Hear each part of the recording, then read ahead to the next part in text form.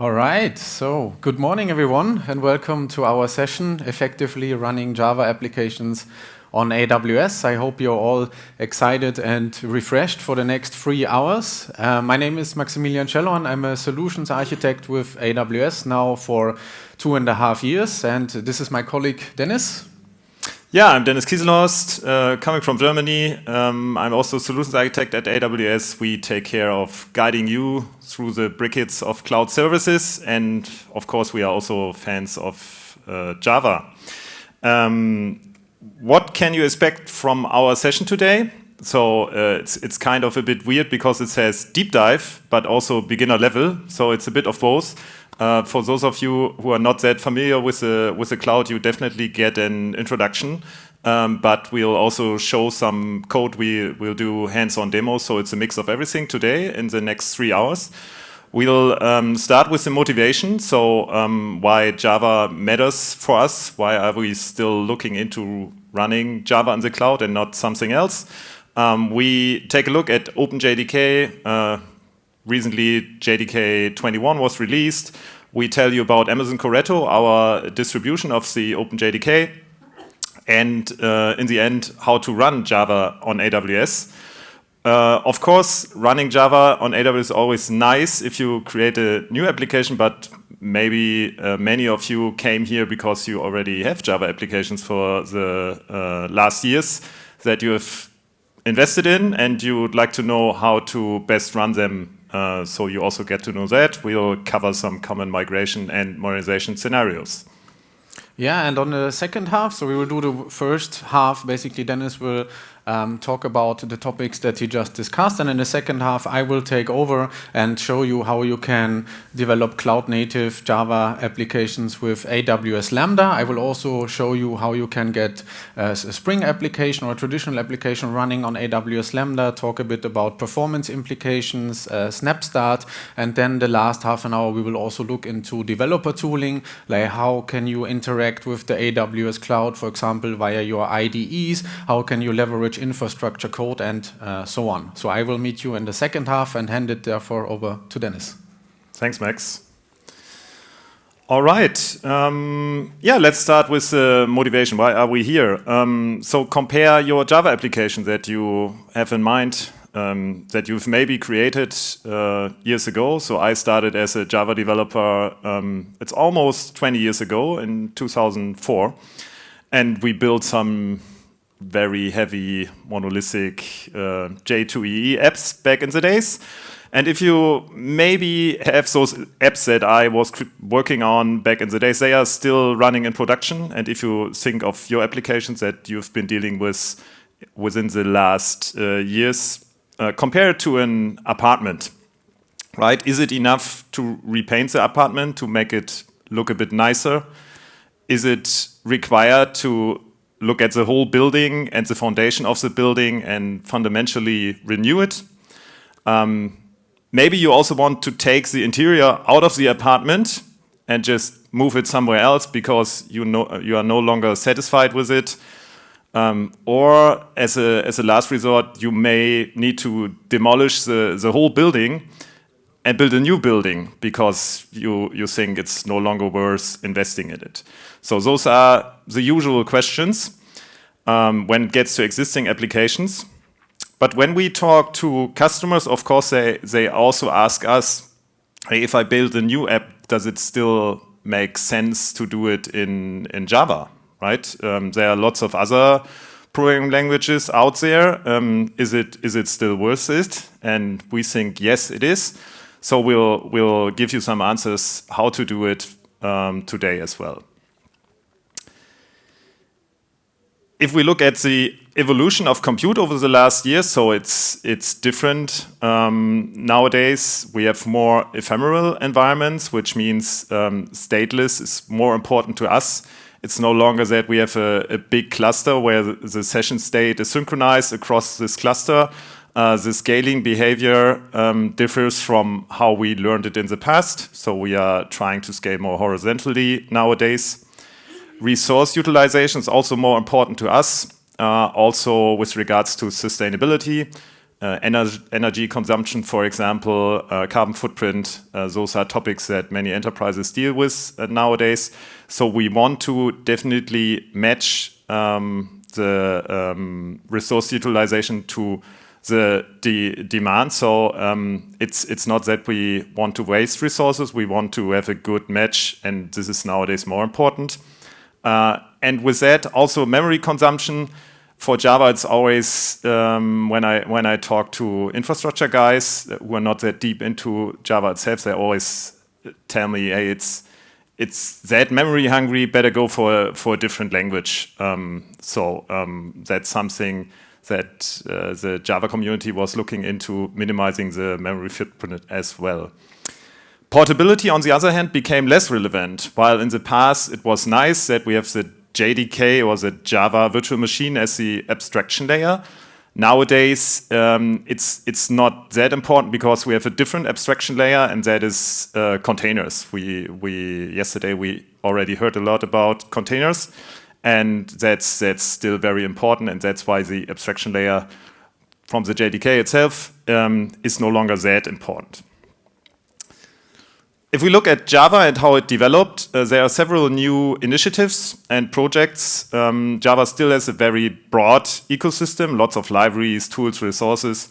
You find a lot of skilled developers out there. It's still one of the most popular languages, so it's easy to find skilled people, relatively easy compared to others. Over the past years, many companies have invested a lot into Java knowledge, but also into Java technology projects.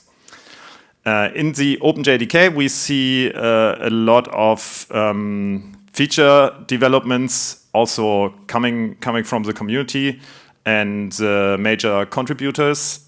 So one of them is GraalVM, which provides native images. There are also dedicated sessions around GraalVM and how you can minimize startup time and memory footprint.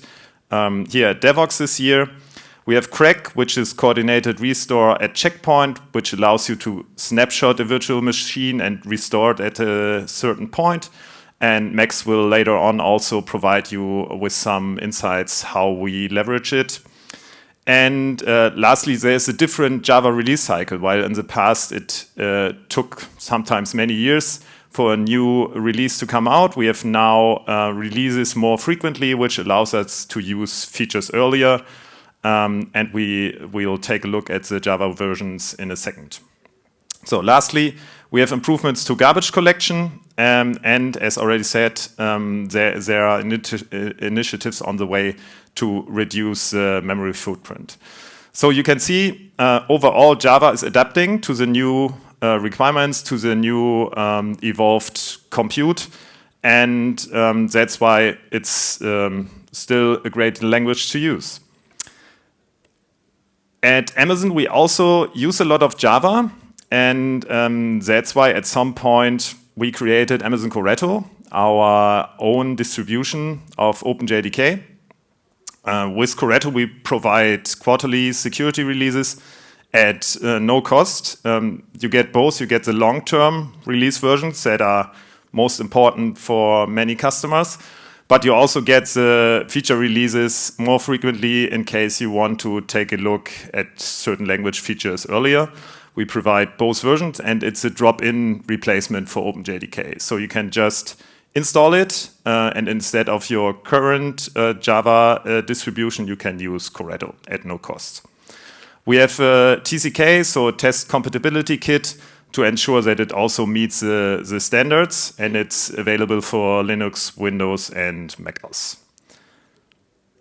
Why did we create that? So it was first created internally because there were some issues in productions, and we were looking to fix them faster.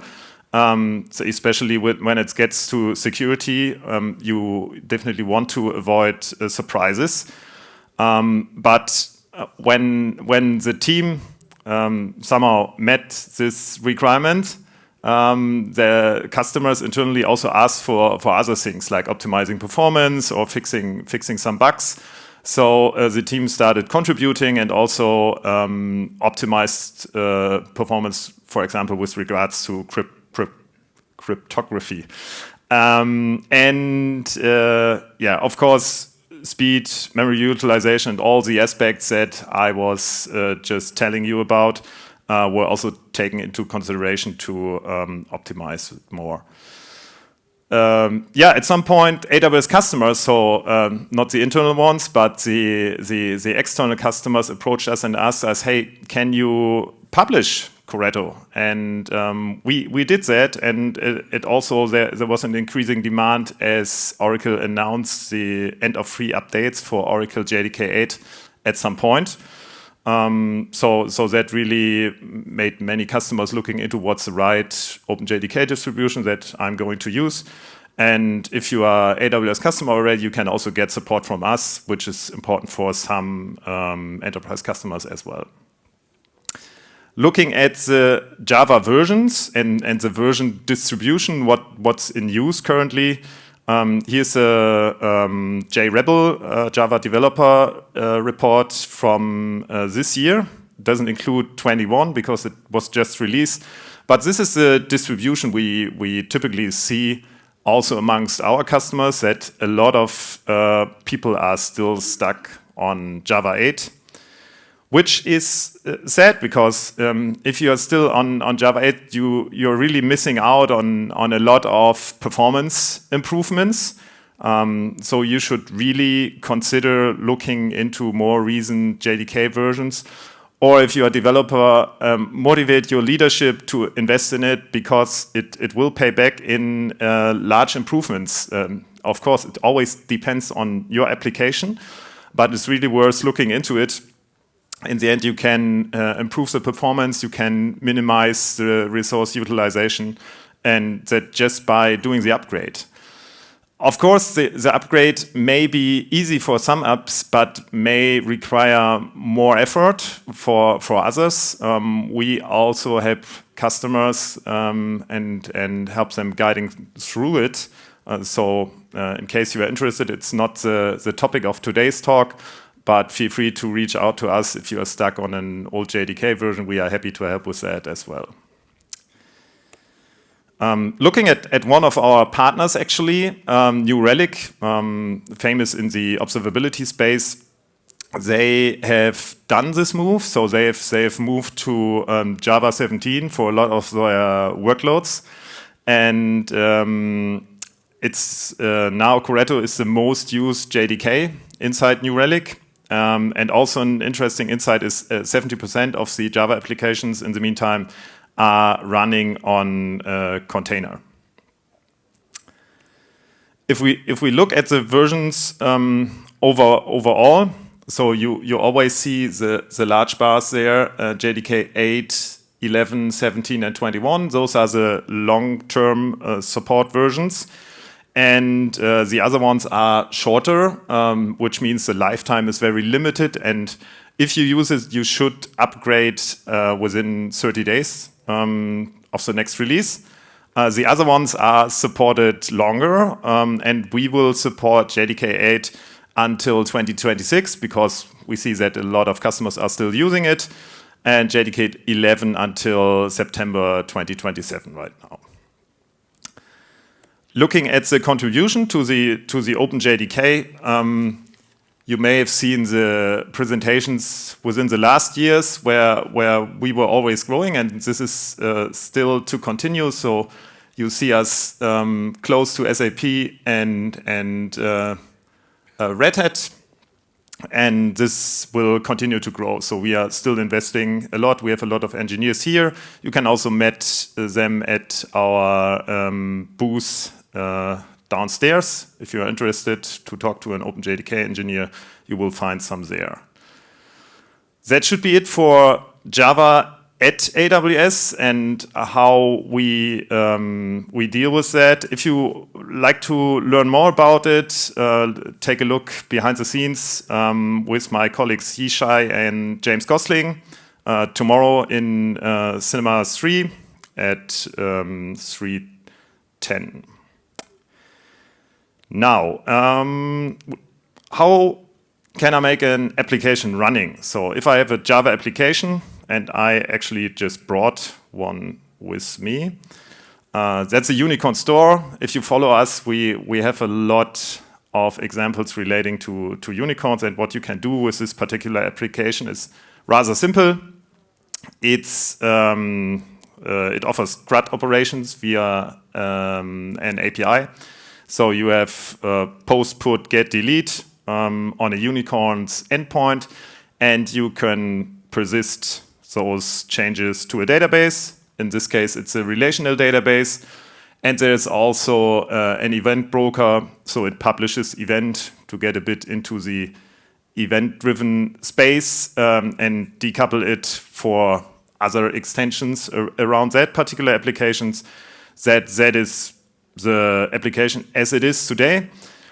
And what we want to do is we want to get this particular application running on AWS. So the unicorn store, the orange icon in the middle, this is our Java part, and we want to get that running on AWS. What do we need to do?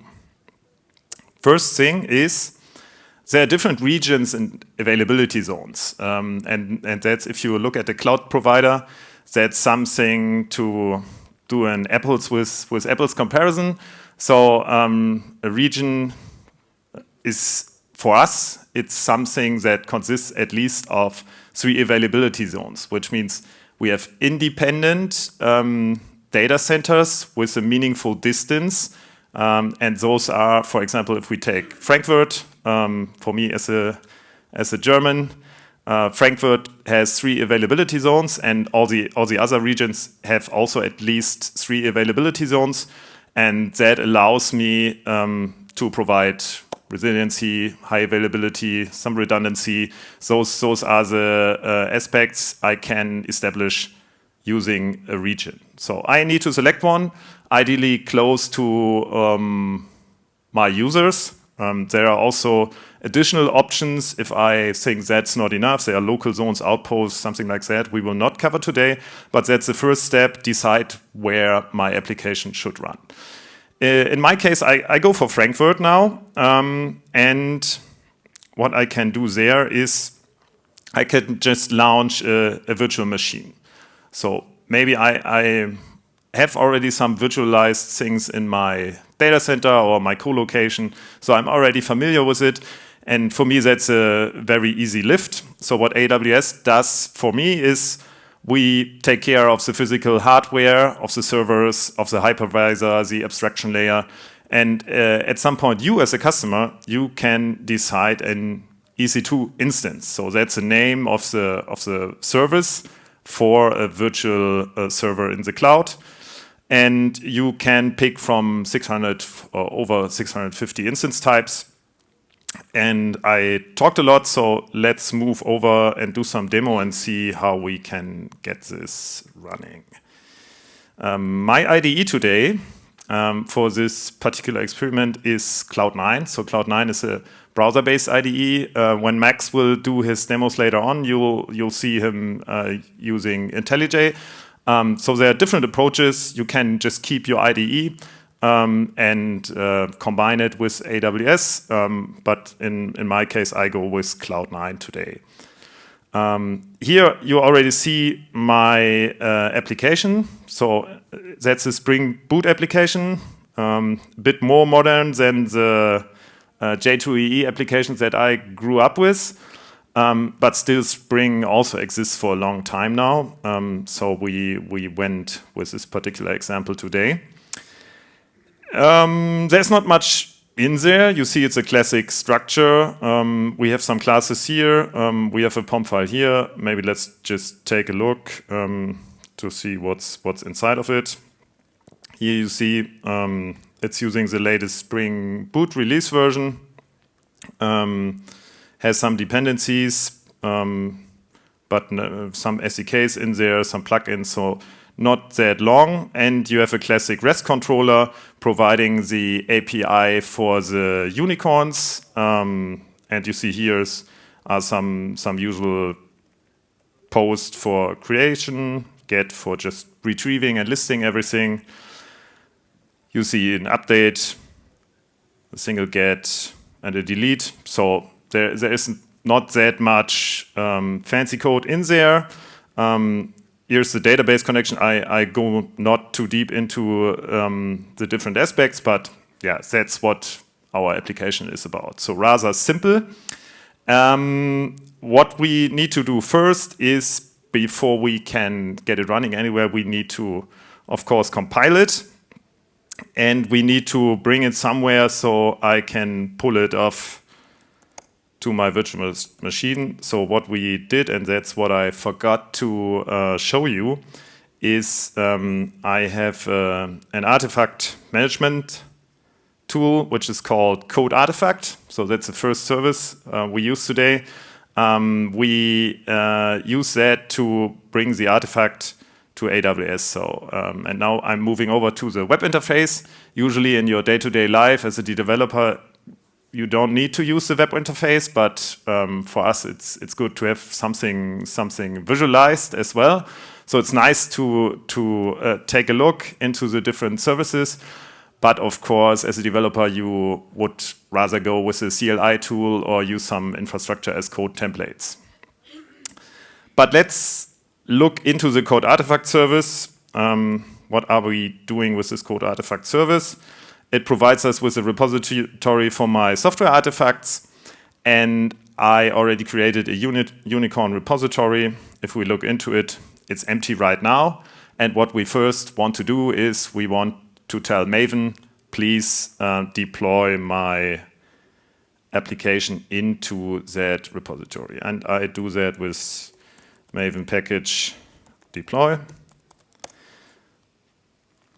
And then you see it will just build it rather quickly and upload it. And thanks to the hardwired connection here, it shouldn't take that long. We are done. And if we go back, we should see our artifact here. So this is now in Code Artifact. Similar tools are Artifactory, Nexus. I think I started with Apache Archiva or something like that back in the days. So that's useful just to have our artifacts in there and also to mirror Maven Central and something like that. So now that I've uploaded it in there, I want to get it running on a virtual machine. And to do that, we go to EC2. So this is the EC2 console. And here you see a button, Launch Instance, which allows me to launch a new instance. I go in there. I need to provide it with a name first. So in my case, I name it Unicorn Store. So next, I have to select an AMI, which is an Amazon machine image. And for that, I've different options here, right? So there are some quick start options, but I can also go to a catalog. There are also community AMIs. There are a lot of pre-canned images that come with a certain base that I can reuse. I just go for a plain Amazon Linux AMI. And I need to select an instance type. As I said, there are over 650 instance types. And with regards to resource utilization, I, of course, want the ideal instance type. And also the costs are related to that instance types. You see that provided here as well. I go for a T2 micro, which means I have one vCPU and just 1 gigabyte of memory because our application is rather small, and this is fine. And you see this free tier eligible means we are offering a free tier. So if you want to try it out, you can just test it, and you will not see any costs related to that. So then it asks me for a key pair, which means I need it if I want to log in using SSH, but we will not do that today. And I need to provide some networking settings because my virtual machine will live somewhere in a network. I don't want to go too deep into networking today, so I already created a VPC. VPC is a virtual private cloud, which means like you create in your account your own data center with IP address ranges and subnets and everything inside your account. And you can have multiple of them. I go for this VPC. I put the instance in a public subnet right now and assign a public IP to it. Later on, we will see that this is not a best practice and you should do something else. But for now, we go with that easy approach, having a single instance with a public IP directly. So then we have here a firewall, which means security groups. I need to tell the service who should be able to access my instance. And in my case, I have already pre-created a security group which allows port 8080. So 8080 is the classic port for those Java apps, right? So I just allow 8080, so I'm able to access it.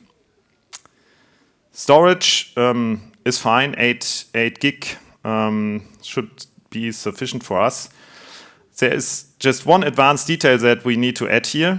So we just uploaded our artifact to the code artifact repository. And we'll also want to access the other services that you've seen on the architecture diagram, right? We want to talk to the database. We want to be able to publish the event to the event broker, Event Bridge. And for that, we use roles inside AWS. So the permissions are done based on roles. And in my case, I can assign an instance profile to my EC2 instance. And IAM stands for Identity and Access Management. And using that instance profile, EC2, my virtual machine, knows what permissions are allowed, what other services can I access. And for that, I need to assign that profile. And I have it here. It's called Unicorn Store. So the rest is not relevant for us now. You see there are a lot of other options, but we will not take a look at that. We will instead just launch our instance. So, and here we have it. This is our instance ID. And if we go in here, we see it in state pending, which means it's coming up now. Just may take a second. We can also take a look at the details, what we've just configured. You see here, we already got a public IPv4 address. We got a public DNS name. Those are the things configured here. I can, again, see that I went for Linux. There are all the other details that I've created are in here. And if I refresh once more, you see it's running now. So now that it's running, I want to connect to it. And I can do it using the connect button here. And as I said, we don't want to go for SSH in this case, because for SSH we would need to open the port and we want to avoid that. So we use Session Manager, which means there's an agent on the machine that allows us to establish the connectivity. So we go for that. It's for us more secure. And you see here, directly in the browser, I can go inside my virtual machine. And I see here, this is what it's installed. Here's my file system. So that's pretty familiar to the things you may have done on-prem. What I can also do is, instead of using it here in the browser, I can use the AWS CLI. So if I go back to my IDE here and I open a new terminal, I can use the AWS CLI. And the AWS CLI has all the services that you see on the UI. You can also use them using the CLI. And if I use the command AWS SSM, which stands for Systems Manager, and I say start session, I can provide the instance ID. Oops. There it is. And then I'm in there as well. Without SSH, no need to have the key pair or something like that. Pretty simple and pretty secure. So, but now I'm here, but my application is not yet there, right? I deployed it to code artifact, so I need to pull it down somewhere. How can I do it? We have a another CLI command. I just need to pull it out here. We need a token to access it. So and that is what you see here. I need an access token. So again, I use the AWS CLI to generate an authorization code and to be able to access the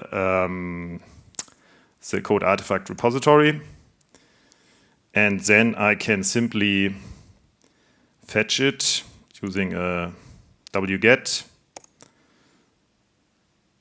Cannot write because I'm in the wrong folder. This is my home folder. That should work. Let me just try again. So, and there is my store Spring. So the artifact that I just produced, I've now downloaded it there. So that's all pretty manual. Some of you who are more advanced may wonder, what is this guy doing there? We should have a pipeline, automation, whatever. That will come. Just be a bit patient. This is just the first starting point to get the application running, right? Yeah, now I want to run it, and I could do it using Java -jar, because in the Spring Boot app, that's the nice thing. Everything is bundled into it. There's a Tomcat part of it, so I just run it there. But oh no Java found. And what do I need to do? I need to install Corretto, and this is something I can do using the yum package manager. So I just say sudo yum install Java 21 Amazon Corretto, and it will install it for me.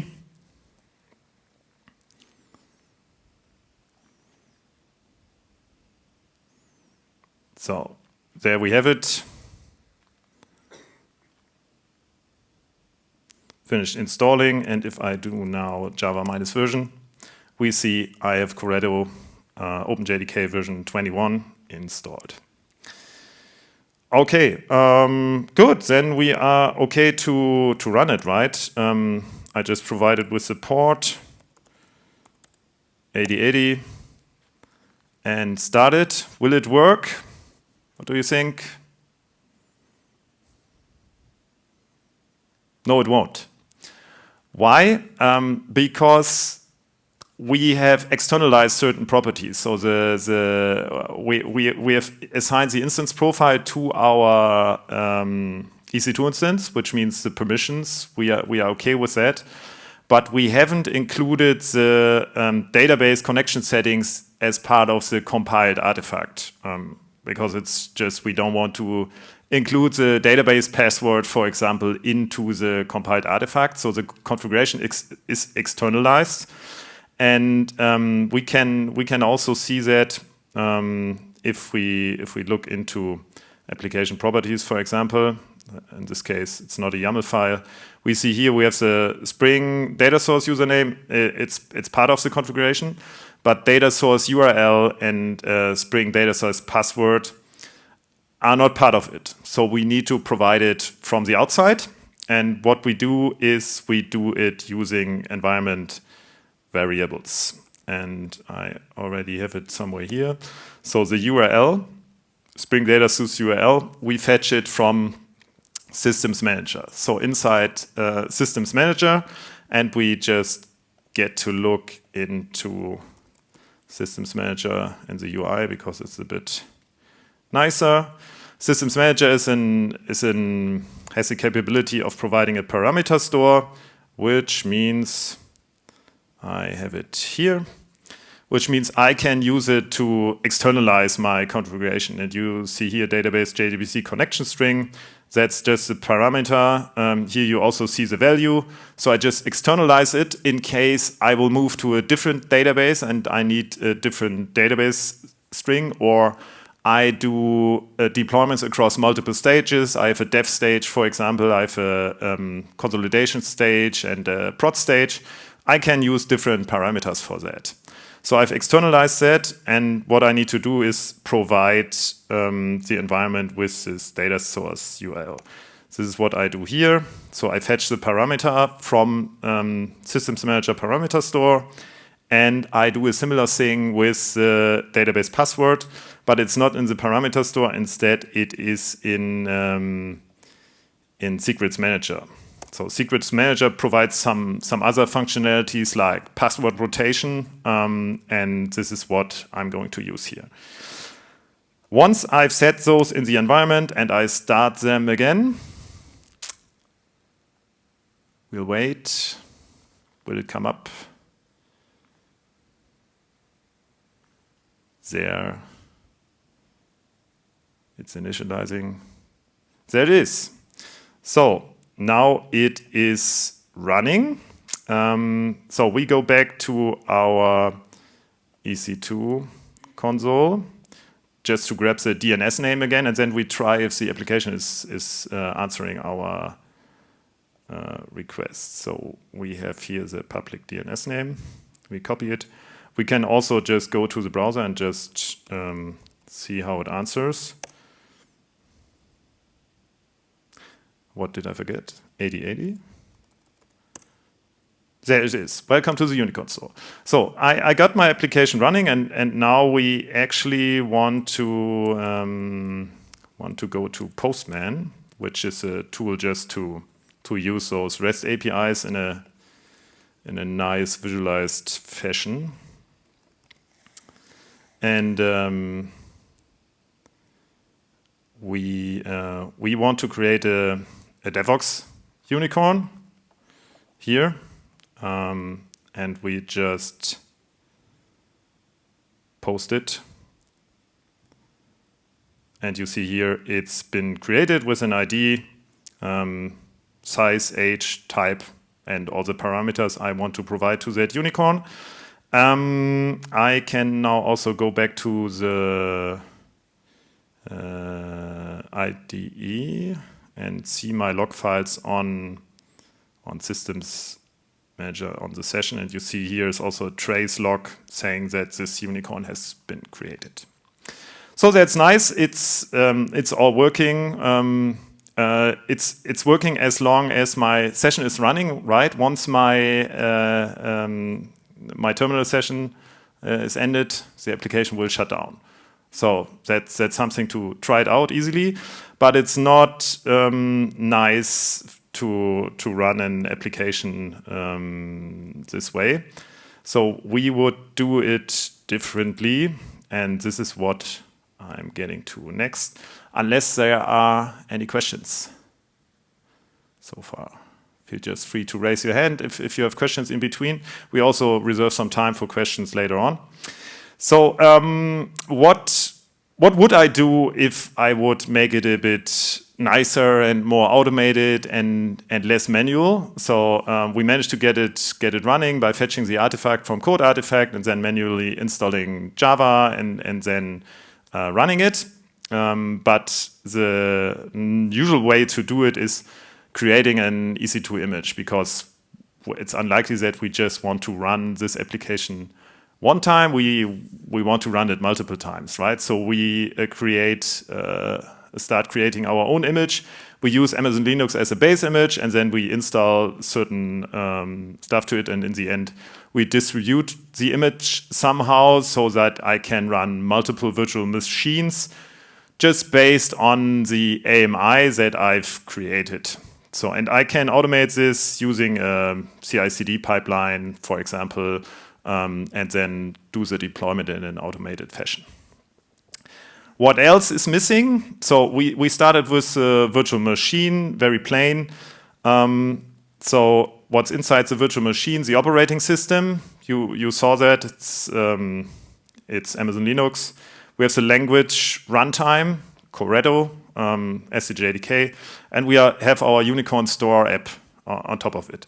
This is all inside the virtual machine now. We can create multiple copies, as I just said. We want to scale it. We want redundancy, so we may have multiple copies. But the way we did it now is just we use the particular DNS name of just one instance. So that's, of course, not a good idea. We need to distribute the load somehow. And for that, we use a load balancer. So we put a load balancer in front of it. And instead of directly accessing a particular instance, we point our DNS name to the load balancer. And the load balancer will take care of distributing the request to one of my instances that are available. And that's pretty simple. We will not demo it now, but similar to how I created the EC2 instance, there's also a command to just launch a load balancer and attach instances to it. Then another useful service is autoscaling. This gets back to my intro with the resource utilization and the optimizations around that. I want to run as many instances as needed, but not more. And this may, depending on my workload, think of the requests for unicorns within a day. There may be hours where I need more compute capacity, and there may be hours like at night, depending on my geographic scaling, where I need less compute power. And autoscaling helps me with that. I can configure it to stop instances and start instances as needed.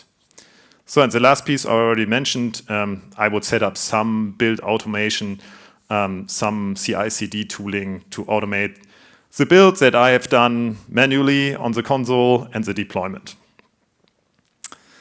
When it gets to all of that, it's important to remember the shared responsibility model. So those of you who are already a bit familiar with AWS hopefully should already have seen this, because we show that a lot. For those of you who are new to it, it just describes what is your responsibility as a user of the AWS cloud and as our customer. You're responsible for the security in the cloud. And we as AWS, we are responsible for the security of the cloud. What does that mean? When it gets to EC2, for example, you see here on the bottom that we take, of course, care of the hardware, of the regions, availability zones, of the physical locations, of the storage that it's underlying, of the hypervisor and things related to that. But you as a customer, you are responsible for the operating system, for example. Once you take that image and launch it, it's your responsibility to update it. There are tools that help you with that, to do some auto updating, for example, but you are the ones who are responsible for configuring it. Same as with firewall and networking. I just provided a security group with port 8080 open. That's me as a user. I need to configure that. And those are the things that are in the responsibility of our customers. And on the following slides, you will see that the line in between that will be different depending on the service that we will be using. And we started with EC2, right? So AWS responsibility is physical servers and hypervisor. And what's happening inside the instance, like installing the JDK, keeping the JDK up to date, applying the security updates, doing operation system updates with regards to security, keeping the app up to date, setting up the load balancer, setting up autoscaling, and the CI/CD pipeline. It's all on us to pick the services and set it up. And we will pay for the provisioned resources that come along with that. Okay, that was it on EC2. Now we move over to containers. Why are we considering containers? As said in the beginning, containers are the new portable artifact nowadays. So while in the past I was creating my application in my development environment, then I transferred it over to a staging environment, for example, which looked totally different. For example, I may develop locally on Windows or Mac, and then the application itself in the production environment runs on Linux, which is the first break in between. So there may be also that my tests that I did locally were not really sufficient, because in the real world it looks different. Why are containers also nice? They provide better resource utilization because it's another abstraction layer on top of the compute, right? So I can run multiple containers on the same virtual server, for example, and they are easy to move around. and they also embrace stateless applications. So if I've state in my application and I want to synchronize it across multiple containers, like session state, for example, that's not that great. Containers are very good for stateless applications. And if we get back to our original image and we look again at what is AWS responsibility and what is the customer's responsibility, there is not that much changing. It's just that the new abstraction layer will be added to it. So on top of the operating system, I have the container layer. And now I have also a container orchestration agent, which helps me with managing and allocating and running the containers, right? And if I do that on EC2, it's all my responsibility. So I would need to go back to my terminal, install a container orchestration agent. Back in the days, I think when we started, there was Docker Swarm was very, very famous, and there were a lot of customers just starting up with Docker Swarm and joining multiple EC2 instances inside into a container cluster. So, but yeah, this also added more complexity and more maintenance work for me as a customer. So the customers came to us and said, "Hey, AWS, can you help us with that?" And what we did is we created another service called Elastic Container Service. In short, ECS, and ECS helps with doing that, right? So we take that into our responsibility, take care of the container orchestrator. The rest stays relatively the same. And the question was, what can we do more? And there were, again, we developed a lot of services based on the customer feedback, and customers told us, I'm not interested in maintaining the underlying operating system. Why should I care? I have my container images and I will take care of the container image, but I'm not interested in the operating system.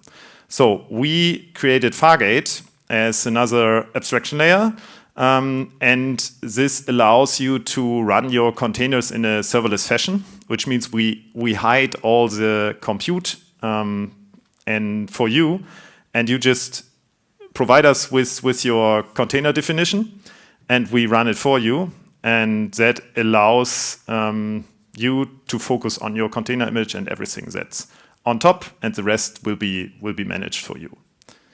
Load balancer, autoscaling, CI/CD pipeline is still like that. So, and lastly, can we do even more? And yes, we did 2 years ago. We launched AppRunner.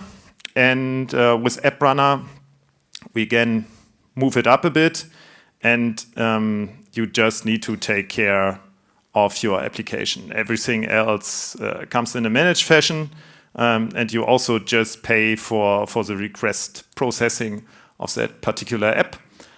So that's very nice to get some applications running, but of course, it will not be the only single solutions going forward, because you may have requirements to also influence the underlying things. So it's not that we released AppRunner and discontinue all the other approaches.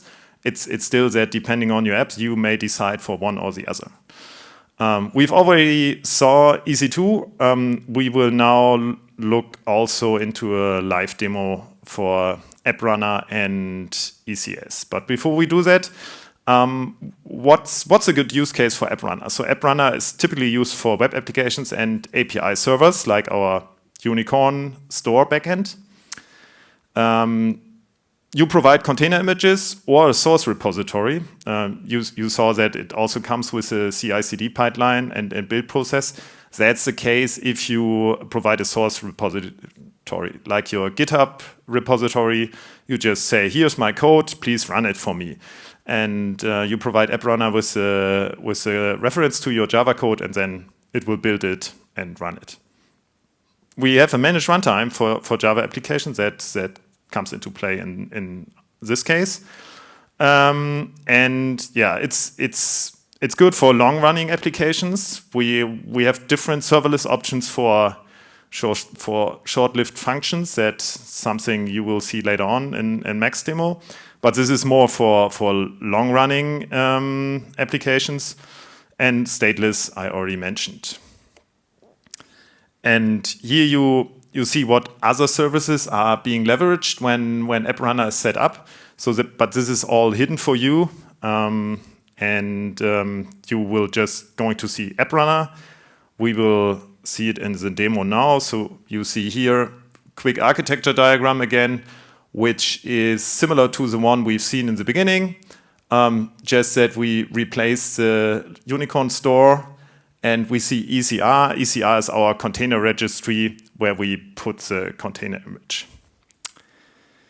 Let's move back to our development environment. Okay. Good, yeah.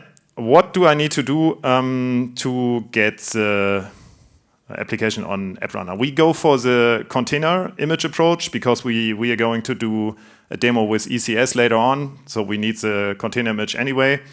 And to build the container image, we first need a Docker file.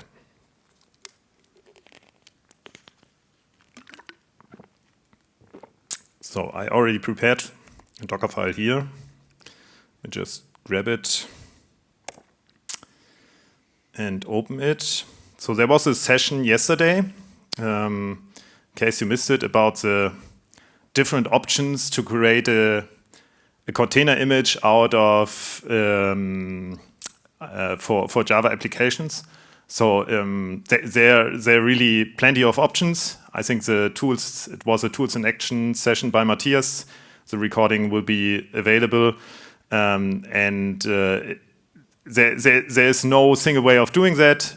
We go here for a very simple approach. We just provide a simple Docker file and build it. But in case you are already experienced with containers, there are a lot of ways to build those container images. So what do we have here? We have a base image, which means that's similar to the AMI in EC2. This is the starting point where I start with. And in my case, I use a Corretto 21 image out of the ECR registry. So there are multiple public registry. For the Docker Hub registry, there is some limitation. So you can also go for the public ECR registry to avoid that. We copy our Spring store jar into it. Just to simplify, we move it out of the target folder and put it to the current directory. We just add a user and group to not have the application running as root. We again have port 8080, and then we have here our command java -jar and the port name to run it. So that's pretty simple. And to build it, I first... So it uses the build kit stuff, so the latest Docker tools, just checking here. That means I'm using the build kit, and now you see the classic one. The container is a layered approach. Again, not doing a container deep dive today, but the container consists of multiple layers, and you see them being fetched here. And now it's basically the container file definition gets processed. All the stuff is being installed.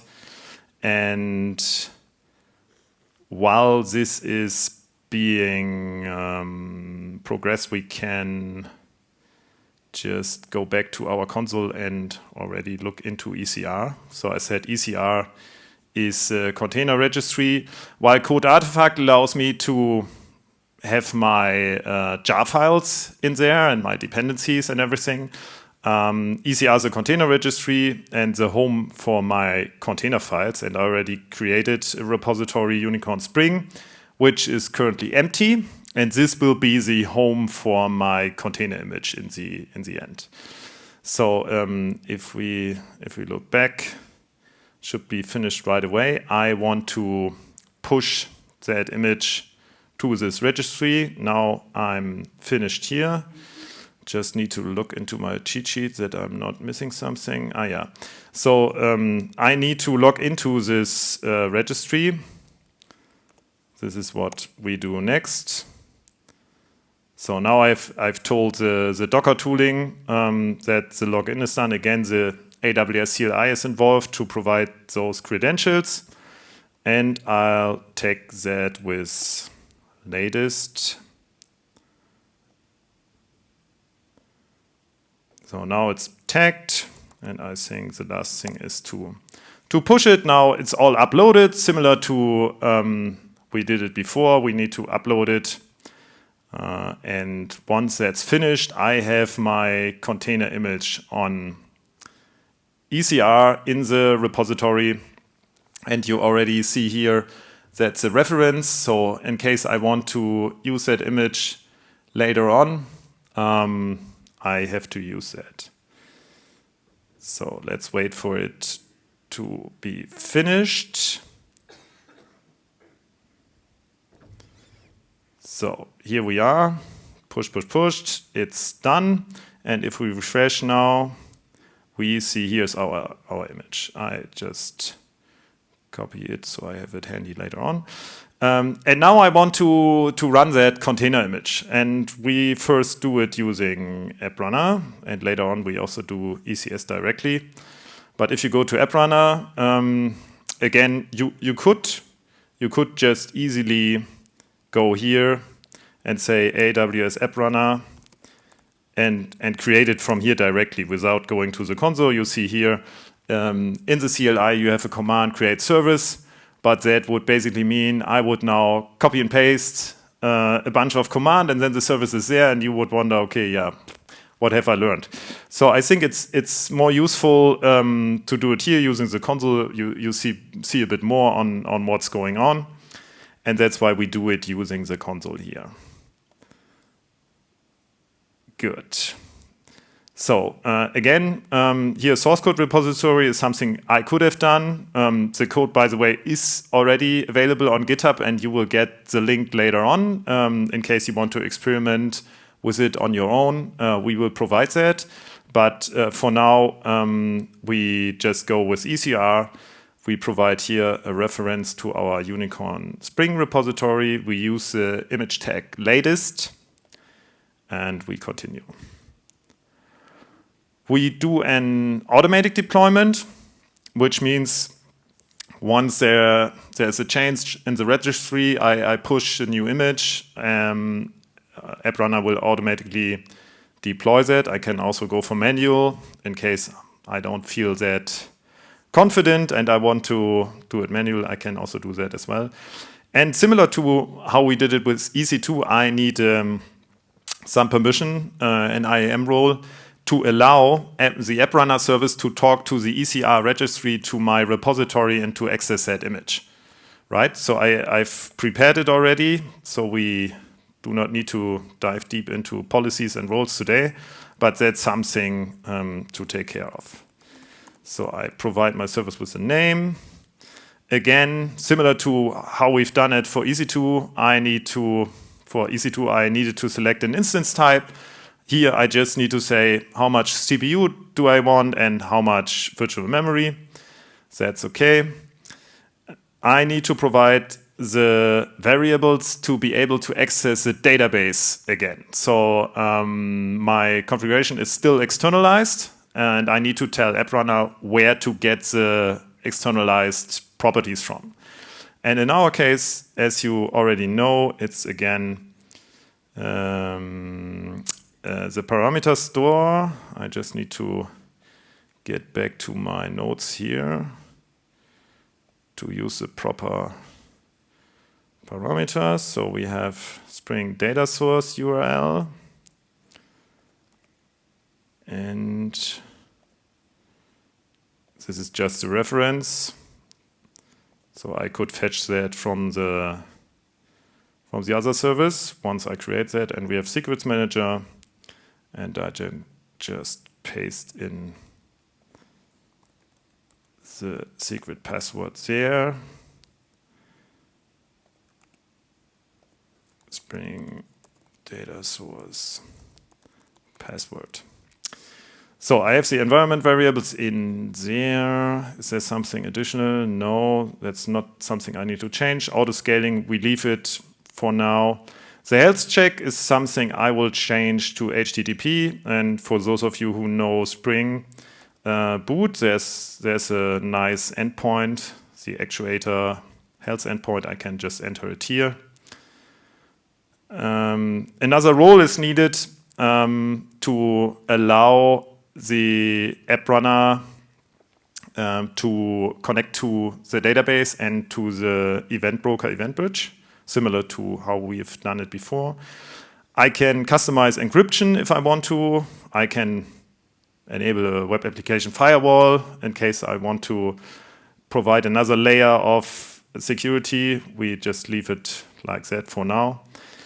And something I need to customize is the networking again. So my database lives in my network, so I need to provide a connection to my network here, and I do it using a VPC connector, which means I provide a reference to the subnets, and that allows me to connect there. So, and the rest, we leave it out here. Observability, also possible to integrate it directly. So while on EC2, I would need to take care myself to set it up here, I could just flip the switch and have some integrated options. Good. In case I did nothing wrong, I can now create and deploy.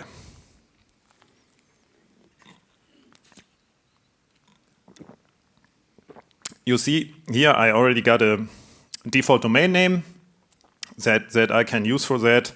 And in the background, of course, there is some load balancer being set up for me, but it's all covered by the service. There's no need for me to look into it.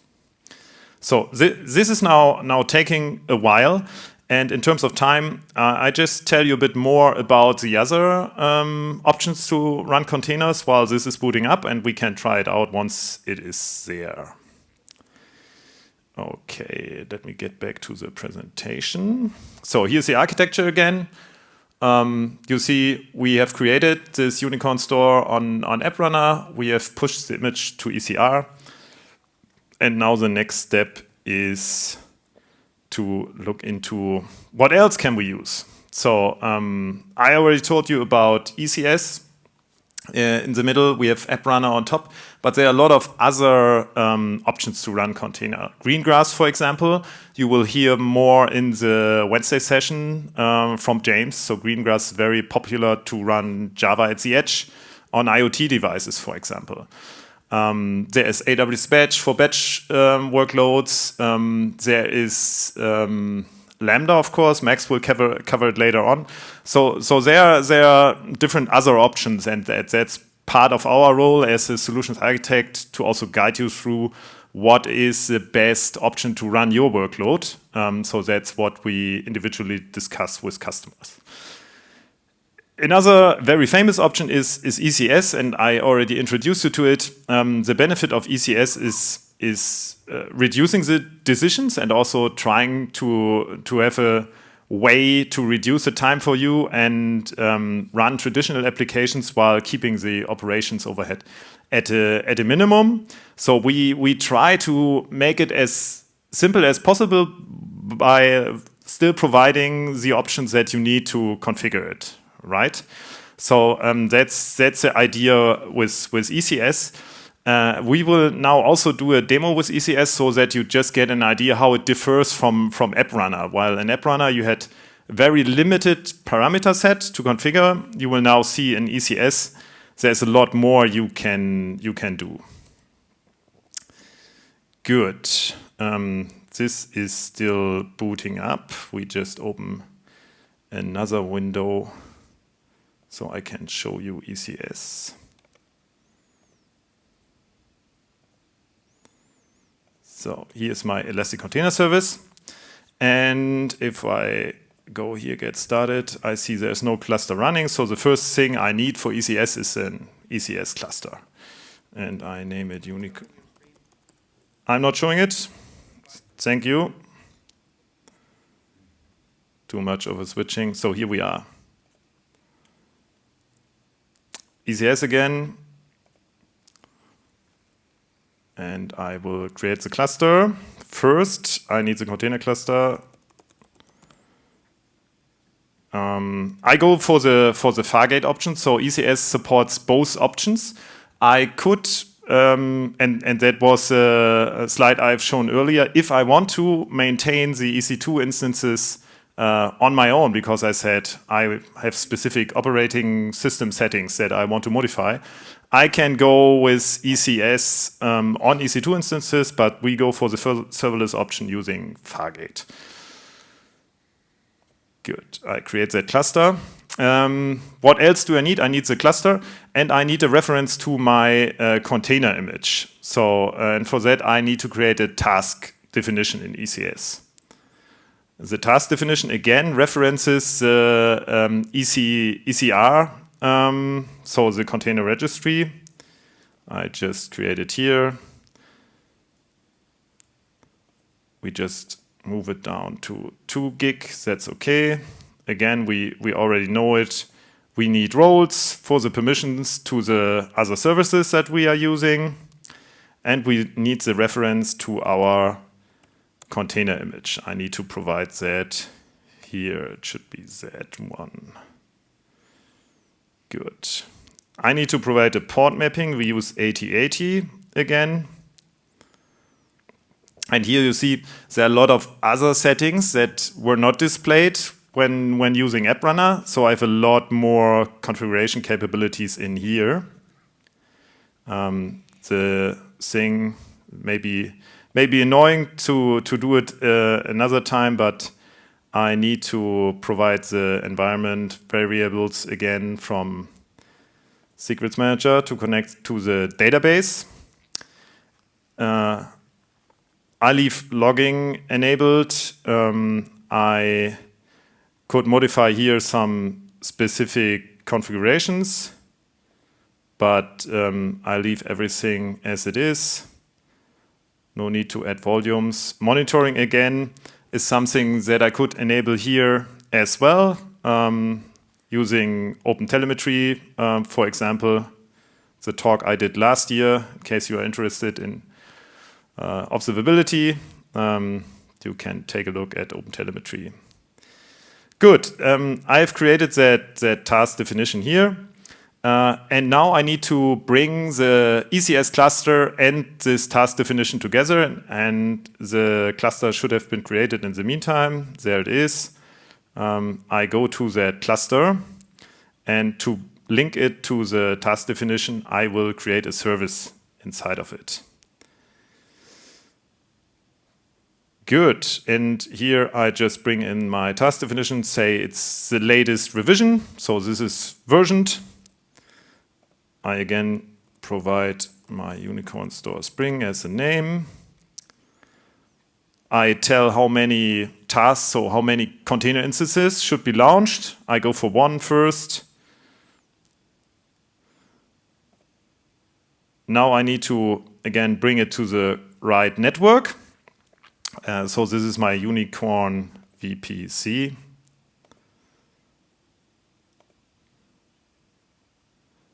We use a security group that we got to know earlier to provide access to port 8080 again.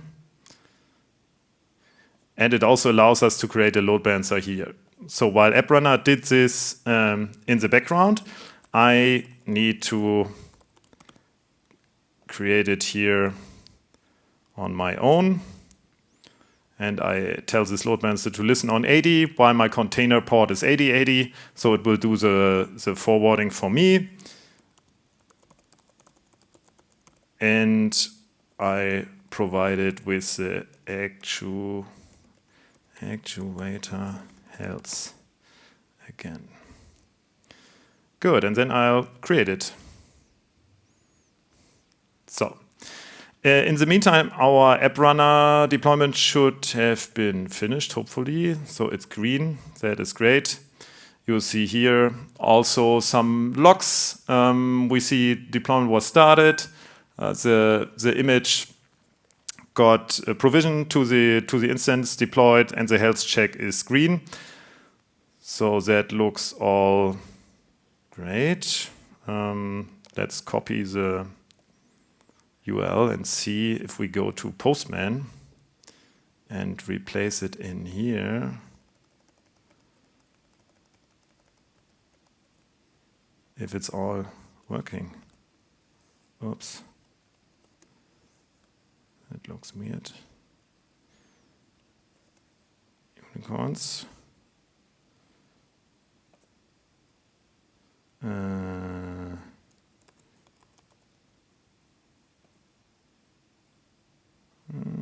Not found. That would mean let's just check if the sometimes it takes a while to propagate it. No, it's not that yet there, so it doesn't seem to have finished yet. We just go back and check. So this is running, but it seems there's still something in progress. Yeah, now it's finished. So I was just 1 minute too early. Okay, so we can just check it again. Not yet there.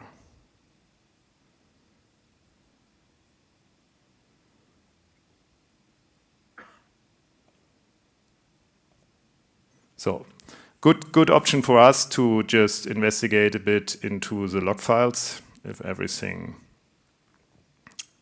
got properly started. So that looks okay. Here we can see the different log groups, and you see here multiple instances, and we also have it all linked here as part of the application logs. So I can also go in here, and I directly see that my Spring Boot application is successfully booted up. So that looks good. It's just that the DNS is not available yet. Good. Let's check what's happening with our other application. This is also still being deployed. So we give it a few more minutes and we'll return after the next section. I think the service was still in pending and now it's created. I think if you try again now.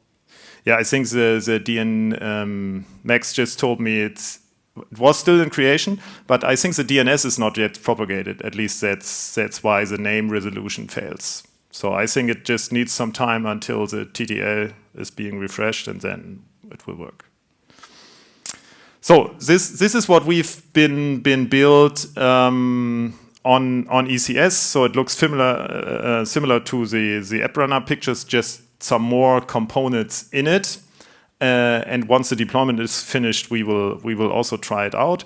Now, some of you may ask about Kubernetes. What about Kubernetes? And that's something that got added to the portfolio later on as well.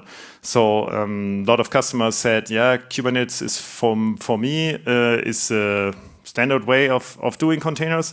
I personally would rather go for simpler options and start with AppRunner and ECS first, but still we create services based on customer feedback, and there was a lot of feedback asking for Kubernetes, and that's why we created EKS. So that allows you to run the control plane in a managed fashion, but you can also combine it with Fargate if you want to.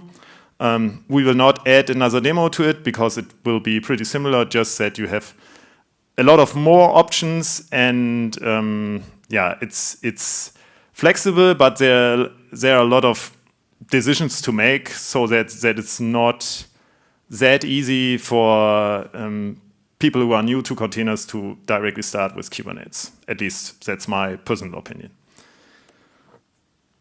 Another thing is if you are already running OpenShift on-prem, So OpenShift, I see some red hats here in the room. OpenShift is provided by Red Hat, and we have a partnership with Red Hat. So we also offer to run OpenShift on AWS in partnership with Red Hat. And if you are already using OpenShift on-prem, it's very, very easy to use your existing OpenShift tools and combine it with AWS, right? So that's a way to accelerate your migration, for example, because you can easily transition from on-prem to the cloud. And lastly, we have AWS Lambda. This is what Max will focus on in his last part.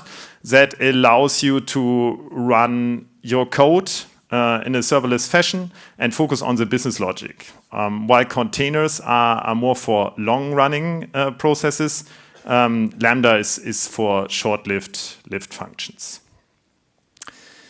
Good.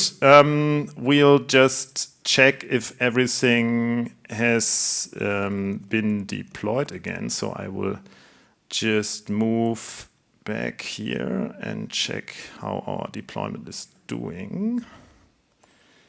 Now, so you can see it again. And you see the ECS deployment is finished. And let's see if we have more success there.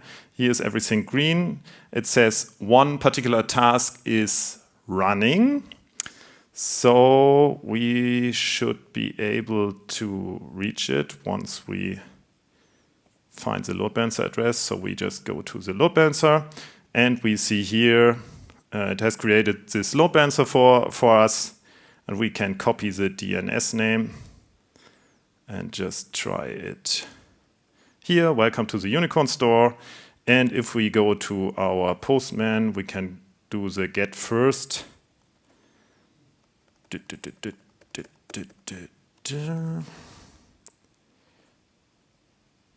And you see that we see here our DevOps unicorn that's been created earlier.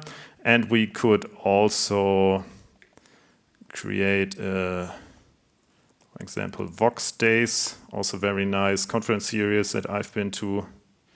It's a bit younger, small, and send it there.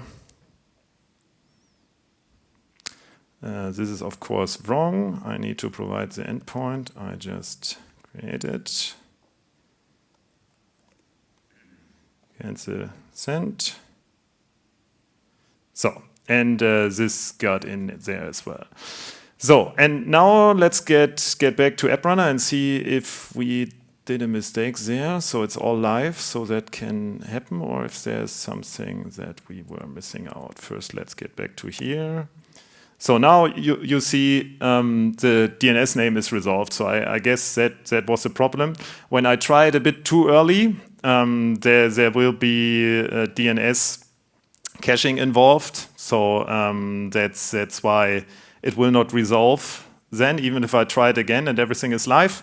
So this is a DNS time to live. I could have flushed DNS, but yeah. Waiting also helps. So now it should be there. And if we go to our AppRunner URL here it is. You see, welcome to the Unicorn store.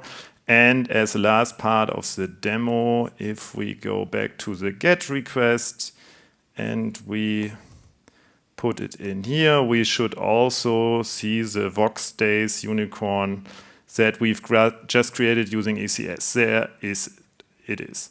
So we have now 3 flavors of our application running. One particular instance on EC2, another instance on AppRunner, another instance on ECS, both in containers. And all of them are pointing to the same database. Good. Yeah, now that we've done it, the title of this presentation is, of course, effectively. And we have already looked into certain aspects with regards to resource utilization, but there is more room to optimize. First thing Thanks. Now you see it. The first thing is use the toolings metrics, something that you compare with, right? It's the first thing you need to do. Because otherwise it will be like, yeah, we do some optimizations here and there, but you need to measure and see, am I successful? How much have I improved? Be it request duration, be it sizes of initialization or something like that. There are a lot of optimizations to look into. We provide a container build lens. So we have the well-architected framework as a framework overall that we use with different pillars to also review architectures and applications. But inside this well-architected framework, there's a container build lens specifically for containers, and you'll find a lot of optimizations in there. We take a look at the initialization, and if you look at typical startup sequence, you also saw that in the logs during the demo. First, the container image is retrieved, then the JVM is started, and also in the Spring Boot logs, it was shown that the context is initialized and certain classes are instantiated before then we start receiving requests, and we basically run and execute methods. So, and in a container, that's a picture to remember because for serverless functions later on it will be different. In a container, it's like we initialize it, and then it will be there and receiving requests and handling requests in a multi-threaded fashion, right? So there's one container instance, and this container instance can handle multiple requests with the same instance concurrently. And it keeps running after request processing, unless I scale it down using autoscaling, for example. So how to optimize that container part? I already told you about the layered approach of containers earlier on. And the first option is, of course, to reduce the container image size. And a good thing to start with is the base image. And if we go back again to our screen, I used now the base image from Corretto, but even for Corretto, if you look into the GitHub repository, it's all open source. So in case you want to learn more and dive deep on Corretto container base images, if I go here for 21, for example, there are some options unfolded, like headful and headless, which means there's X11 included, some graphics parts or not. Do I really need them? And if you look into JDK, for example, you find some other options like an Alpine image, which is a smaller image. So really take a look into what you really need. Not always use the image that provides you with everything, but also be mindful of what you really need and pick the right base image. And you can also, if you run multiple services, you can also create your own base image, right? You select one base image that is publicly available, and then you add some company specifics to it and create a base image for your services. Instead of creating images all over again, because that helps with this layered approach, that just helps you to also optimize the size of the image. And in the end, the smaller the image is, the faster it can be fetched from the registry, and the faster it will be starting up. Java, so the JDK, also got modularized. Since JDK 9, there are some modules, so there is also an option to build a custom Java runtime where you just say, okay, I just need parts of the JDK and I leave out certain modules. That's possible. And we have the possibility to lazy load the container image. If I run a very heavy Java enterprise application in a container, the image may be very big. And that's something we will just look into. Just check where it is. Here it is. So Seekable OCI is a lazy loading snapshotter plugin for Containerd that allows you to exactly do that. If you have a very large image, so for the Unicorn store that we have here, it's not that large, so it doesn't make much sense for that. But for larger images, like if you run a WebSphere, WebLogic, or something else in a container, then this Sochi approach allows you to lazy load parts already. So the container image will already start up, although it's not fully loaded yet, right? So that's a new thing. And we recently released support for Fargate this year. And we see about 50% improvement in startup performance. So that's a nice thing to try out if you have large images. Then I talked about sustainability and resource utilization in the beginning already, and where we invested in is AWS Graviton. So we built our own processor, and this processor is running on ARM. So while I think in the classic way of running and deploying, we were always targeting x86 instances, so the classic Intel ones or AMD are usually on x86. This is running on ARM, and Java works great on ARM. And the benefit of those particular processors is for the same price and the same vCPU setting, I get a lot more performance. So there are performance benchmarks that you can also read about. So you get up to 40% better price performance and 60% less energy for the same performance. And that's great, right? And we have here just a way to illustrate how to build those images. Because so far we built our images for x86, and what we need to do to make it working on ARM64 is we would need to build a multi-platform image.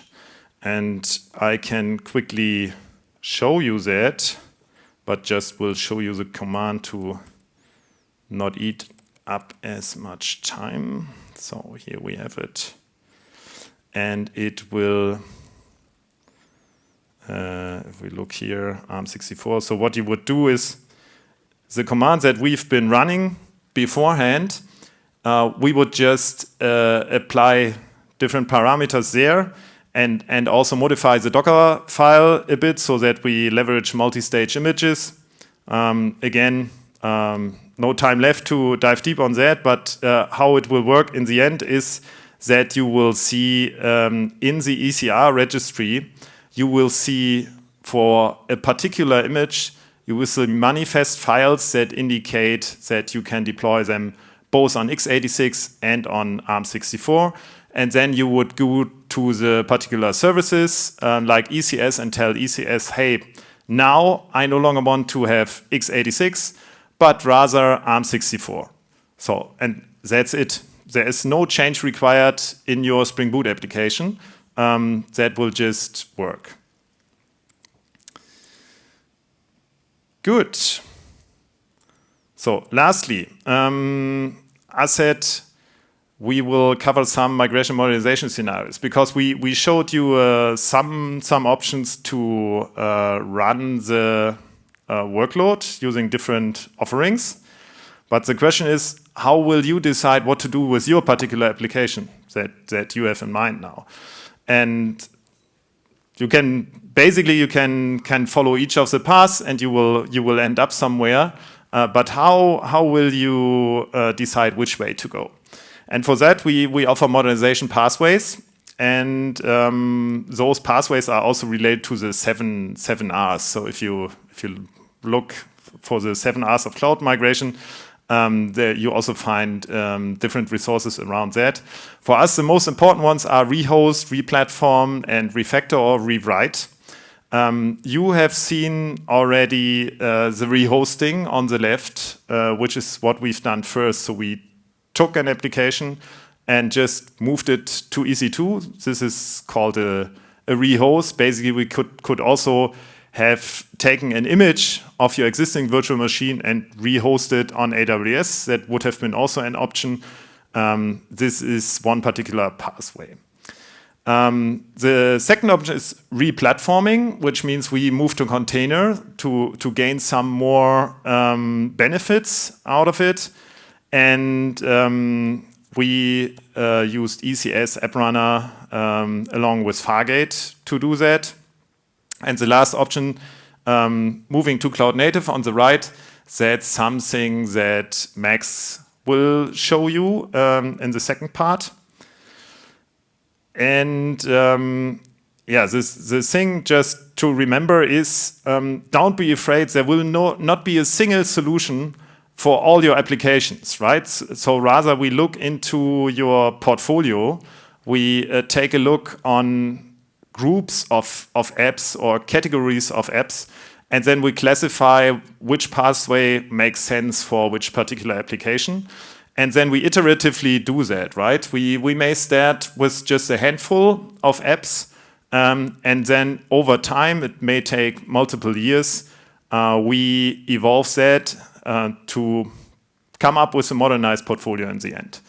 So the important thing is to find a good starting point and to start experimenting and trying it out, and not to be stuck or to look for the silver bullet or to set up large projects. It's always good to have a program and a plan behind it, but overall it's a journey where you need to make multiple steps. I think that's our advice, and we also have methodologies around that.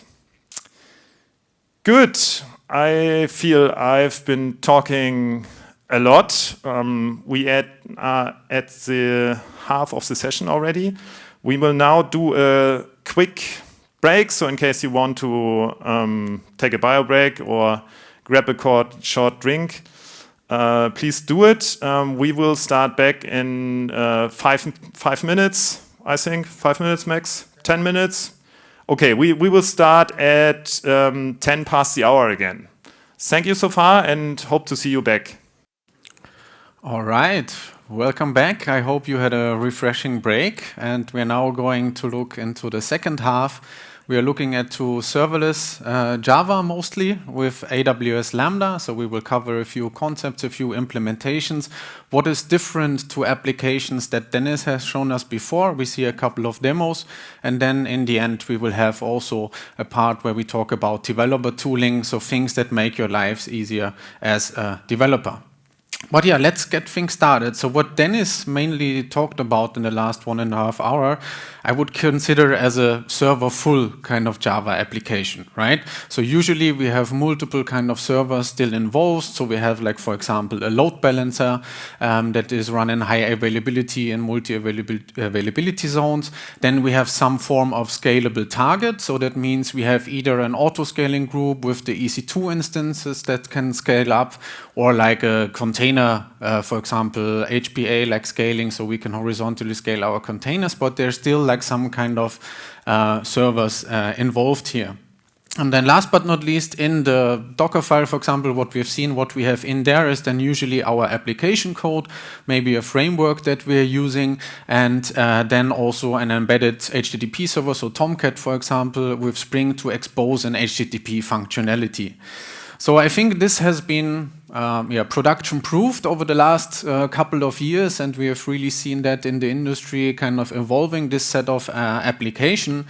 But this kind of setup also comes with a couple of implications, right? So namely, there are servers, right, or components that are involved in that setup. And that means there is always like a minimum kind of instance running to be able to accept the request. So imagine an HTTP server, for example, it sits there 24/7 idle just to accept like a request. And you obviously also have to pay for those resources. The second one is we have more like a coarse-grained scaling, right? So let's say we have an application, a single instance is able to handle, I don't know, 1,000 requests or something, right? So if we get one more request, we spin up a whole new VM just to accommodate that kind of single request. It's similar with containers. We always spin up completely full-blown instance to just handle a couple of requests more. So maybe we can do a bit better here in terms of granularity of scaling. And last but not least, depending on the abstraction level that you have chosen, so what Dennis essentially showed, right, you can either do App Runner or EC2 still or something in between, there is still some kind of patching involved or some of maintenance. You need to ensure that your base images have the proper version, right? And Kubernetes, I think you all know, like cluster upgrades and things like that. So there's still like a lot of kind of management going on in that kind of area. So the question is, can we do things differently here, right? So what would be aspects that would make our lives easier? And can serverless maybe help in that kind of setup? And I would like to explore that with you on like the 4 main tenets of what serverless computing essentially offers. So what is the promise of serverless? So first of all, we want to get reduced operational overhead, right? So ideally, there's no infrastructure for us to manage, right? There are no servers to provision, no cluster upgrades that we need to do. So we can really focus on our features and get to market faster. The second one, what we want to have is an automatic scaling by unit of consumption rather than by server unit. So we would like to be able to scale on a request basis rather than CPU or memory utilization, for example. So, and then we can also scale down to 0. So if my application is not used, then I also would not need to pay for it, which is the third kind of tenet. Which is pay for value. So rather paying like for an instance that sits there 24/7, I would only want to pay for the actual processing time that I'm doing and the actual requests that I'm doing. And last but not least, since all those things I want to be taken care of, the service that provides that needs to be secure and high available by design, right? So for example, when we talk about Lambda, it will automatically ensure to deploy your code in those multiple availability zones that Dennis has shown before to accommodate, for example, if there's an issue in one particular availability zone, my code would still keep on running. So to summarize, what we want from serverless is then actually all the code that you should ever care about is your actual application code. And that would look like something like this, right? So you take your application code and you hand it over to a service. So that would be AWS Lambda, for example. So Lambda, in case you don't know that, that's a compute service to run your backend code. And the service automatically handles like all the capacity, all the scaling, the patching of the runtimes underneath the hood, right? All the administration of the infrastructure is taken care for you. And since there are no servers involved or no cluster involved sitting there idle waiting for something, you would only also pay for when your code is executed. So how can Lambda actually do that, right? So, and Lambda runs your code only in response to events. And what can be an event? So events can be changes in data state, so like change stream from a database, so to say, or if a document has been uploaded to Amazon S3, for example, right? Lambda can react to that. But also we can treat API calls as events. So for example, hey, I want to create a new unicorn, or hey, please get me all the unicorns. We can treat that as an event and then let the function react to that. An important note before we dive deeper on also Java on Lambda is that serverless is actually more than compute. So it's not only around functions as a service, for example. If you have used maybe Amazon S3 before, someone from the audience, yeah, a couple of, right? So there's no like instance with like super big HDD drives or something, right? So you just have an API, you put your documents on it, and you only scale for the API request, API request as well as the storage that you are using, right? And that is true with a lot of other services. DynamoDB, for example, right? There is no kind of instance size that you need to choose, right? You only pay for the records that you write and the amount of data that you store. And if you're familiar with like our integration services, like having an SQS queue or for example, it's the same thing. We will actually see in the demo how we can create one of those. But yeah, since today the focus is on the Java aspects, we will therefore focus on the compute and take a closer look at AWS Lambda. So what is Lambda? So I explained already what Lambda is, but what are Lambda functions? So and essentially a function is a unit of deployment in the AWS Lambda service. And it usually consists of 3 parts, right? So you can see it here. So you have the handler function itself, right? So you see here the handle request method. And basically this is the function that's been executed on when we get those events that I talked about. And you can write those in Java 8, 11 and Java 17 at the moment. The second part we need to deal with is those events. So you see here like a response event and requests event, so to say. So this is the data that you get from whatever service is invoking your kind of Lambda function, right? So that can either be that's an API that has been triggered via API gateway or function URL, or if the Lambda is triggered from a queue, it will have the event, the actual queue items from the queue. We will see that a bit later. And the last part is if you're using our handler interfaces and our libraries, there you also have a context object that contains additional kind of information about the current requests, like a request ID or so some convenient fields that you might need. So we talked a lot about those events, right? And that Lambda is invoked by events. But so how can Lambda be invoked? And it differs a bit from whatever service is calling. So first of all, what you have is the synchronous invocation. So whenever the service that calls Lambda expects a response, right? So an API is like a common example. So someone makes a request and I get back the response. Same for function URLs. It's kind of a simplified version. We did see that, but we always want to expect the response from Lambda. Another part, the second part is asynchronous. So in that case, another service triggers Lambda, but it doesn't care about the response. It only needs to ensure that eventually the Lambda will handle that kind of event. So for example, think about S3. Someone uploads a document, an image or something to S3. We can have a Lambda trigger, and then S3 would essentially say, hey, Lambda, please, I just uploaded this kind of document, do something with it. And Lambda will put it in an internal queue that's abstracted from you to later process it, right? So the S3 will just get a confirmation, okay, I send it to Lambda, but I not really care about the response. I only care that eventually it will be resolved. And last but not least, we have a polling mechanism. So this is convenient whenever you have like a messaging bus or anything that you want to Lambda to read from.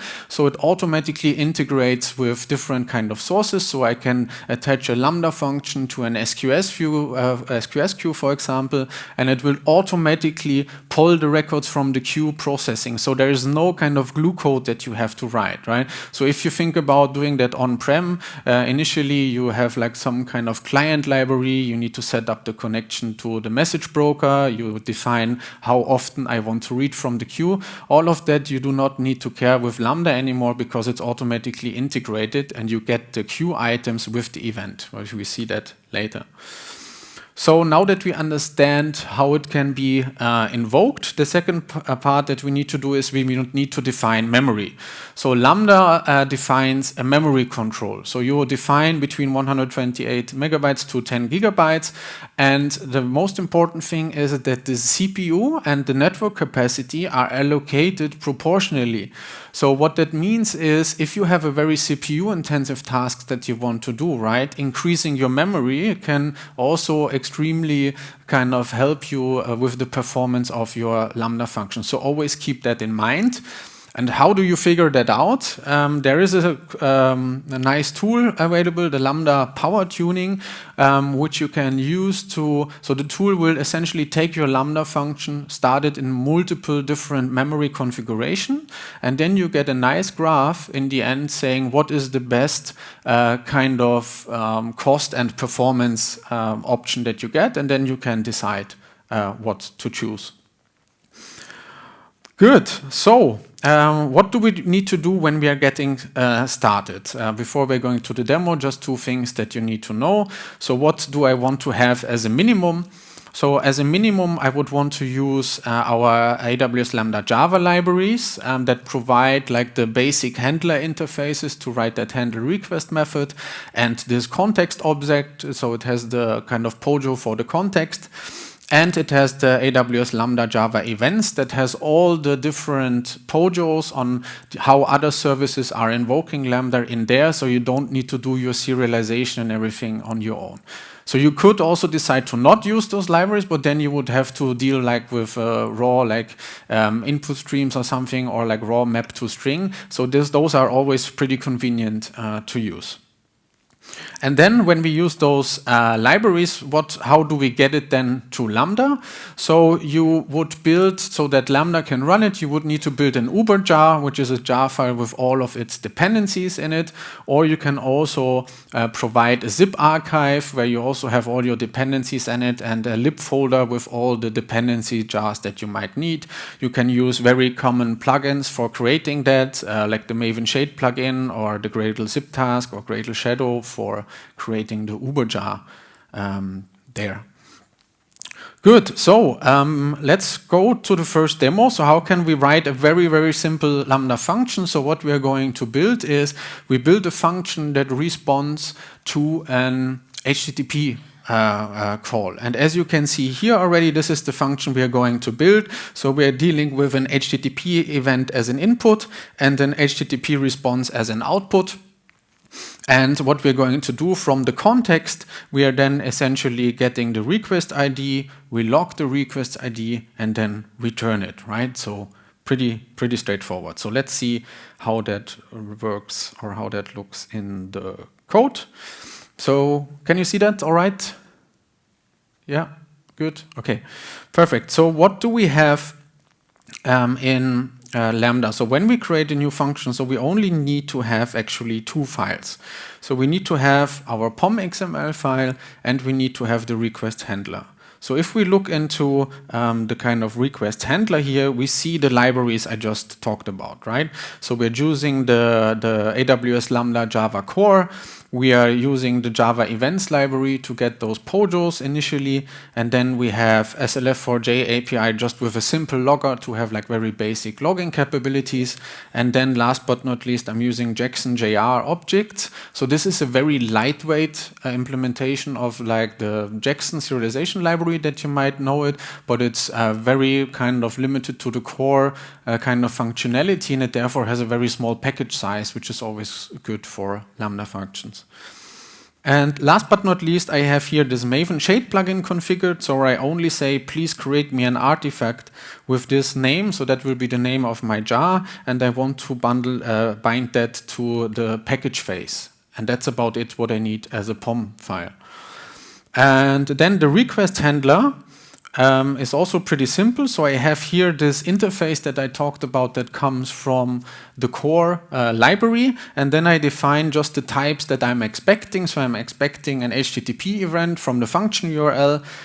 Do not get confused with API gateway here. It has the same format, so that's why we can leverage the same POJO.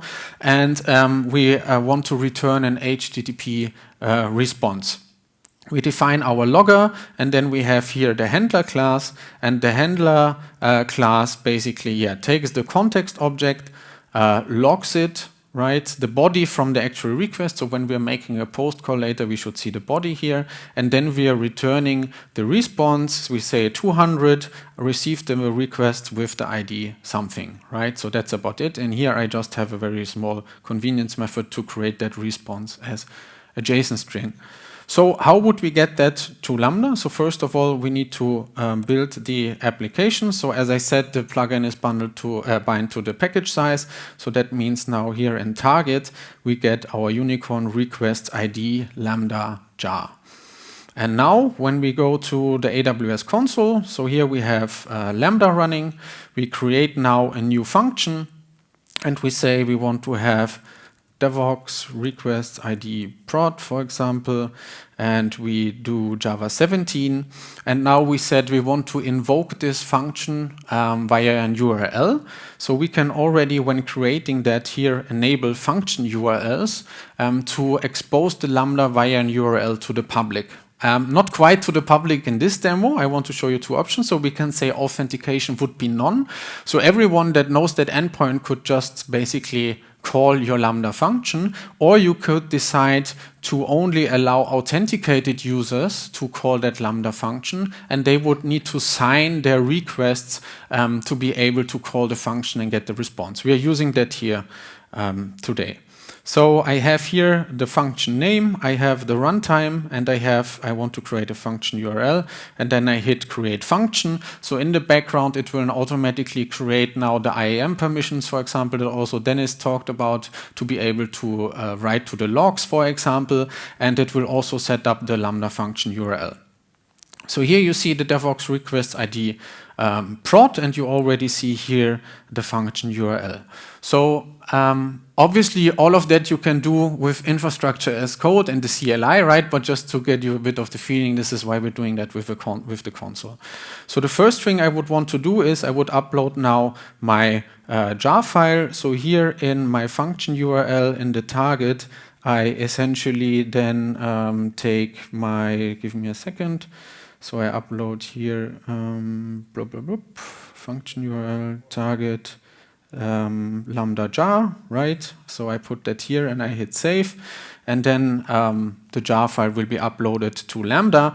Now the only thing after that what I would need to do is now I need to tell Lambda what is the function actually in my jar that you want me to invoke, right? You need to do that in case you would have multiple handlers, right? So you need to define that. So what I would need to do is here in the settings, I would say, please invoke this handler, which is in that package. I show you in a second where you get that from, com unicorn store. And if we go back here, so we see this is the package, com unicorn store, and that will be here my request handler, and I put that here, and then I hit save. Right? So, and then I have my code, I have this handler entry point, and that's about it. So I could now start invoking that. So if I use the public URL, it does not work because I said we only want to allow signed request. So that's why here there's a pretty nice convenient tool, AWS curl, which automatically, it's the same thing as curl, so to say, but it would, before sending the request, it would sign it with my credentials. So the only thing what I forgot now is, so we need to have the function URL exported to actually do that. So we export function URL and we set it here, and then we do the AWS curl to make the actual request. And then you can see now already here the reply from my Lambda function saying message received request with ID, and you see here the output, right? So we're also logging the body. So what we sent here, we said hello devox from Java on AWS Lambda deep dive. So if we are now going to the monitor section and we go to CloudWatch logs, it's automatically integrated with CloudWatch logs. So then when we open the function, we should be able to have here to see our log group, and we say here received new requests with ID message from Lambda. So this is probably the most simple kind of Lambda function or integration that you can use with the function URLs. Good, so let's get back real quick. So what we have built is kind of very simple setup.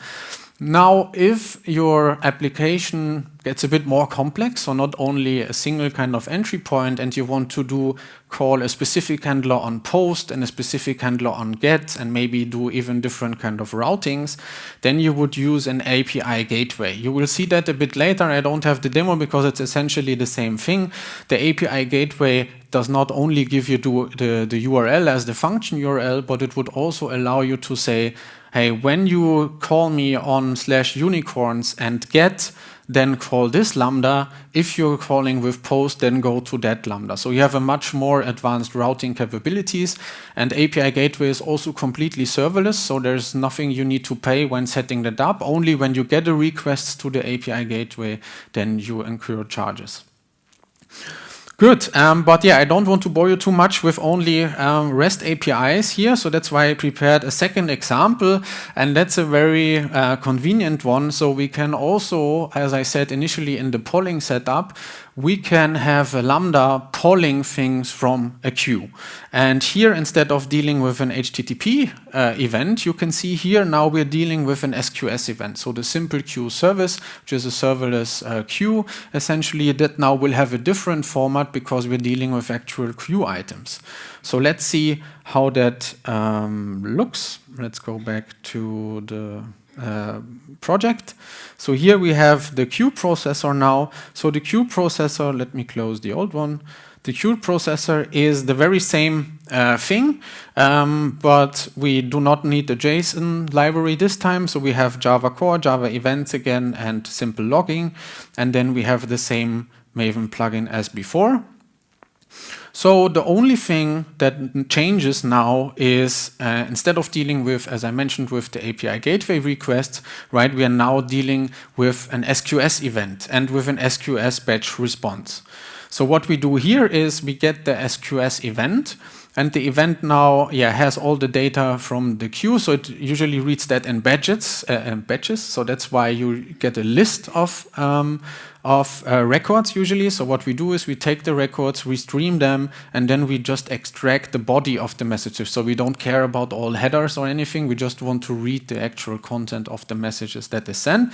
And then we are calling process messages, and we do some fancy or not so fancy processing because we are just logging them out to CloudWatch logs so to be able to see them.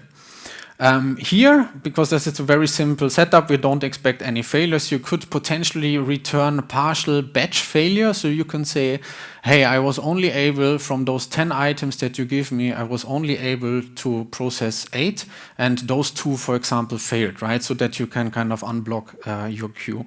But we don't need that for that scenario.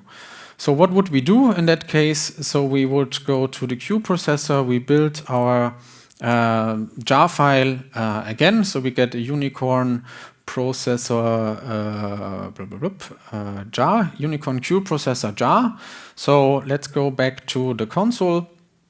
Here we go back to functions and we create a new function and we say devox queue processor prod, and then we say we want to have Java 17 again. Now I don't need a function URL this time, right? Because I just want to listen to the queue, but I need to tell or allow Lambda to speak to SQS, right? So that was the IAM kind of principles that Dennis also shared. So I need some kind of permissions to say, hey, Lambda, you are allowed to read from SQS.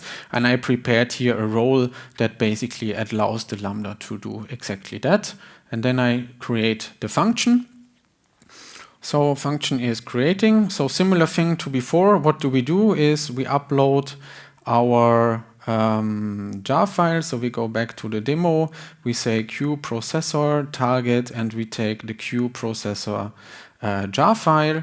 We upload it, and then also same game as before. We now need to see how should Lambda invoke this function.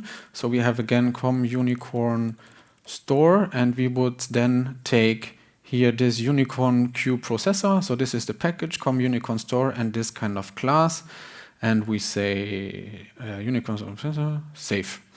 All right, so now we have a Lambda function, and we want to process things from a queue. So the next thing that we would need is a queue. So if we go to SQS, we can now create a very simple queue. That was one I created yesterday, but let's create a new one. So devox queue prot, for example, and that's only about it, right? So I only need the name, and I say, thanks, please create a queue, and that's it, right? So you also see here, serverless is more than the Lambda function. Just with one click, I created a fully functioning and automatically scaling queue. So, and now what I do is, on the queue, I can add a Lambda trigger. I could also do it from Lambda, but for convenience, I'm doing it here. And I say, please, whenever you have items, I want to use my devox queue processor here to retrieve items from the queue. And that's it. So let's send a couple of test messages. So we do test message 1, and we can send it here from the console. So usually you would have the AWS SDK, I will talk about that later as well, to put items on the queue from your application, right? But here we can do it just from the console. So we send test message 1, we send test message 2, and we send test message 3. And now if we go back here to our queue, and if we go to our Lambda function, so we can jump here back to our Lambda function. Remember, our processing logic was just adding that to the log. So if we open the logs for that particular kind of Lambda function, then in the best case, what we should see is here, processed message with body test message 1, processed test message 2, and processed test message 3. And let me go back to the presentation. So this is a very powerful concept if you think about it, right? So if you imagine what you would need to have in your traditional environment, you need to set up like a messaging infrastructure, some kind of brokers. You would need to define scaling policies. So depending on the queue depth, for example, on how many items you have in the message broker or queue, whatever you kind of using, right? Then you would need to scale out the compute to be able to deal with all the items and that the queue does not get too long. And Lambda takes care of all of that. So here you can see we have our queue processor function, right, in the Lambda icon, but Lambda will now, depending on the queue depth, automatically scale multiple instances from your Lambda function out to be able to deal with an ever-increasing amount of items in the queue. And you've seen that with just like a couple of clicks to kind of set that up, right? And this is really the beauty, I would say, of serverless computing, also the elasticity. So you don't need to care about the actual scaling. Good. So we have dealt with a couple of different events, and I want to come to a very important topic, which is event compatibility. And so I think it should be clear from now that Lambda functions are invoked by events, right? And those events can be, as we said, API gateway requests or a queue or S3 bucket, for example. And those events, they differ in structure, right? So you have seen two of those examples already. So we were dealing with HTTP event, which has information about the HTTP requests. We dealt with queue events, which deals with the actual item and queue headers. And if you're working with S3, then you would deal again with another kind of structure with metadata of the document and the link to the document and so on. So you to handle those kind of events, we have now two methods. So the method one is what we have seen, dealing with those events directly with those event projos. Now, what is an advantage of doing that? So as you have seen for the API approach, we do not need an embedded HTTP server somewhere, right? So there is no Tomcat or whatever running embedded in the Lambda function, right? The service before, so the function URL or the API gateway, is taking care of exposing that HTTP functionality. So we kind of save some efforts or library in that case. And then we would handle the requests via this kind of events library directly, or we could use like a raw map kind of string to string or input output stream and so on. There are a couple of ways that make your life easier in that setup, and this is what frameworks provide. So there are Spring Cloud Function, for example, or Micronaut with the serverless function application type, as well as Quarkus with their AWS Lambda extension, or Funky. They allow you to build those kind of handlers even simpler. So they even provide you can see here an example with Spring Cloud Function at the bottom. So you can even see here that the function as an input gets a custom POJO. So they would automatically serialize the body, for example, to a specific POJO that you want to use. And obviously, when you're using Spring, you can also use your all kind of dependency injection and all the cool things that you're used to. So if you still want to use that, then go with one of those framework implementations. Now, I can hear maybe some of you thinking, okay, great, so we have events. I need to define now my HTTP response code. I need to do like maybe some serialization again. But what happened to all the great REST controllers that I have been writing over the last, I don't know how many years? So do I need to rewrite now all of this, right? Is that really the thing that you're telling me to do? And the answer is no, you don't. But there is we need a way now to translate the API gateway requests, right, to something that an HTTP framework would understand. So let me visualize that for you. So I think it's pretty clear. We said Lambda itself is invoked by events. So you can see that on the right side, right? So you see this is essentially a JSON payload that the API gateway will send. But the actual HTTP connection will be handled on the HTTP service, right? So now imagine we put like a basic Spring application in Lambda, like Spring would not know, like, what should I do with that JSON structure, right? It's not an HTTP servlet request or something that it gets created internally. Like what should I do, right? And this is why you would need to add to your application code a so-called HTTP adapter. So in very simple words, the HTTP adapter would take care of getting the API gateway event, for example, and internally translating it to an HTTP servlet request so that Spring would be able to understand it, right? So you can have your simple Spring Boot application running in there.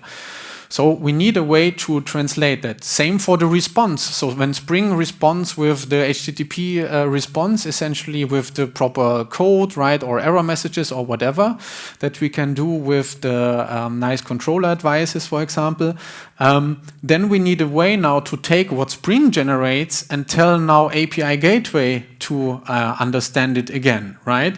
And no worries, you don't need to do all of that on your own. So there is a library called the AWS Serverless Java container, which does exactly that, right? So that it transforms the events from those HTTP services that we have and translates them so that the frameworks can understand them. And then you can use your nice kind of routing logic. You can use the POJO serialization, the HTTP status codes, everything that you did in your normal REST controllers, you can do with Lambda by just adding these dependencies. And then we'll see in a bit on how that works. So what are the advantages of doing that? So you can use your familiar kind of add controller programming style, and you can easily port your existing application now to Lambda. So if you have a Spring Boot application, you add that dependency, you deploy it to Lambda, and that's it. So it's kind of easy to set up. So I've shown you for Spring now, this is where the Serverless Java container library, this is how you get the support there. I think Serverless Java container also supports like Jersey and those kind of things, so a couple of other frameworks. But Micronaut, for example, has a built-in functionality also with the Micronaut function AWS API proxy, so they provide that out of the box if you add those kind of dependencies. Same for Quarkus, they have an AWS Lambda HTTP extension that also does the thing for you. So that means if you have one of those applications today, you just do a different kind of build command, and then you can have the Quarkus application that's running in your container, you can just run it on Lambda without really changing anything, okay? So this is quite convenient. So I will show you a quick demo of taking a normal Spring app and then deploying it to Lambda and how that looks like. So Let me switch screens again. So therefore here I prepared a Spring Boot application. So it's similar to the one that Dennis already showed, like the Unicorn store. So what does it do? So here this is just the Spring application. So we have here our Unicorn controller, right? That's the same thing that you have seen before, like posting to /unicorns and put and get and delete, for example. And then we have the very simple CRUD repository, so we're writing to a Postgres database, and this is just a normal kind of Spring Boot application. So that means if I go and so to show you that this is just a normal Spring application, we can go to the Unicorn store and I could do Maven Spring Boot run, and then you would see locally it's just a plain Spring application. It starts up. I started a local Postgres database in the background. That's why it's able to connect. So just a very simple Spring application. So what are the steps that I need to do to get that now into Lambda when I'm coming from Spring? So here in the POM XML, I need to change two things only. So I add a new dependency. So I add here the Serverless Java container dependency. So as you said, that's the project that I just showed with that kind of version. So the version 2 has support for Spring Boot 3. I think the prior versions you can do 1 dot something. And then to show you also a bit on how you can add that to your existing application and maybe play a little bit around with that without destroying what you currently have, we actually just add another Maven profile so that we are not kind of conflicting with our existing build process. So I would just now add a second profile to the Maven build called Lambda, and I add here this kind of Maven Shade plugin to build an Uber jar for the application. So if I now I need to do Maven clean package -p Lambda. That will activate this profile so that we're not overriding like the other kind of jars that Spring would create if I wanted to run it still in a container. So when I created that here, you see now I have a Unicorn store Lambda jar file. And this is now a bit bigger, 40 megabytes. And we're not going to upload that manually now to the console. I already pre-deployed it because I don't want to get with you through all the networking setup to establish the connection to the database. So that's why I pre-deployed it, but it's no magic what I pre-deployed. I show you exactly what I have done. I used CDK. No worries if you're not familiar with, anyone heard about CDK before? A couple of. So I used CDK, which is a way to, in Java code, deploy your infrastructure. It's pretty cool, right? So I will share more on that later. But here you see all the details on what I have pre-deployed. So I pre-deployed a function with Java 17. Remember, that was just what we have selected in essentially the console. I put that name, I gave it 2 gigabytes, and I upload my jar that I have here that I just built locally. And then, now this is the interesting part, because I'm now handling different kind of routing mechanisms, right, in the controller, right? So Lambda, I do not need to tell Lambda for route X, do this handler, or for route Y, do that handler, right? So the framework, like the HTTP REST controller, will take care to know of what kind of method to invoke. So that's why the frameworks and also now the serverless Java container, they provide a single entry point handler that you take here. So Spring delegating Lambda container handler. So all the routing decisions will be then given to the actual library, and then it will decide what to call. And here, this is the thing that I wanted to basically save you from. So I put that Lambda in a VPC so that it's able to talk to internal resources. And I put that also in a security group. And then a couple of environment variables. I think those two folks we have seen a couple of times today, like the password and the URL. So I just get that from another stack that I have deployed. And then 2 additional things. One is I need to tell the library what is my main class. So this is essentially here the class that I have on the left side, the store application. So this is just for the framework another way that I need to provide so that it knows how to boot it up. And then the last one, I would like to postpone a bit. Please keep that in mind. It's a very interesting and important concept on why I'm setting here the database connection pool to only have one connection. I will talk about that later. So if we go here to the console, what you see is I pre-deployed that Lambda function here. So this is unicorn store Spring. So just to show you that there is no magic, right? So it has already the jar file here deployed with 39 megabytes. It has here the handler kind of setup. If I go to configuration, you see here is the memory configuration. If I go to VPC, you see here this is my networking configuration. So this is just what I have shown you in the code on what I've pre-deployed. Now, maybe one thing now for those of you who are not familiar with API Gateway. So I mentioned that this application, so this REST API is now exposed via API Gateway. And here you see the routing functionality. So I could here create like /unicorn routes and route to different Lambda functions.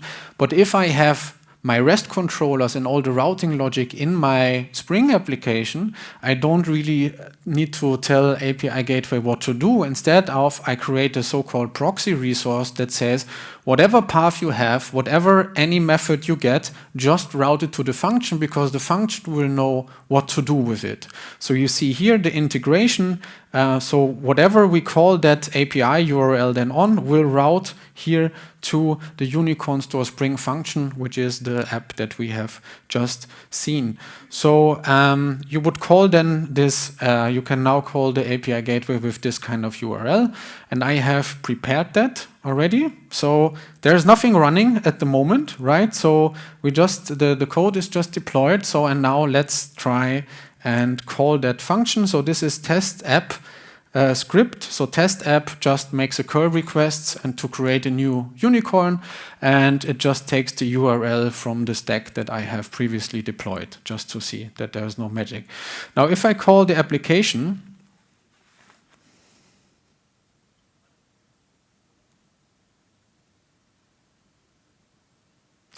that took a long time, right? Didn't it? So we had now 8 seconds or 9 seconds to call our Spring function, right? I mean, the cool thing is it worked, right? So we just added 2 libraries, we called the endpoint, and the Spring application is running on Lambda. If no one calls it, we do not need to pay for it, right? So if you have any kind of internal business application, whatever that are just used during business hours or very rarely, put it on Lambda and you can save a lot of money there, right? So now let's do a second request, and you see we get an immediate response. Right? So that was pretty fast. So if I now have multiple requests coming in, you see the Lambda function is able to handle that quite fast, right? So what did happen here actually? And this is where I would like to talk with you about performance and on how Lambda scales and show you a bit of the implications. So I want to go back to what Dennis has shown. So how does Java traditionally work in a compute environment such as a container? So what we usually do is we initialize an environment once, right? So when we start a new pod or something, we download the container image, it spins up the Spring context, for example, right? Then it's running, and then we can handle the same kind of single instance of that container, can handle multiple requests even at the same time, right? So in parallel, because there are like thread pools, right, that take care of handling those things in parallel, right? So, but the caveat is the things like they are also keep running after the request is processing. That's meaning what I meant with they are sitting idle there for the whole time. So even if there are no requests, the container is still there. But if I get the requests, since it's already there, it's quite fast. So, and then you scale based on some kind of metrics or manually or whatever. And if we look now at Lambda, we see this is a bit different because we want to scale to 0. So that means when I deploy my application and no one calls it, nothing happens. So it's not there, nothing is running. So that's why if I get the very first request, Lambda would check, do I have, and where the code runs is called like an execution environment, do I have one already running? no, then I need to create a new execution environment. I need to download your Java code. I need to start the runtime, so Java, depending on what I've chosen. Then I need to initialize my whole function code, so like all the Spring Boot context and whatever, and only then my actual method will be called.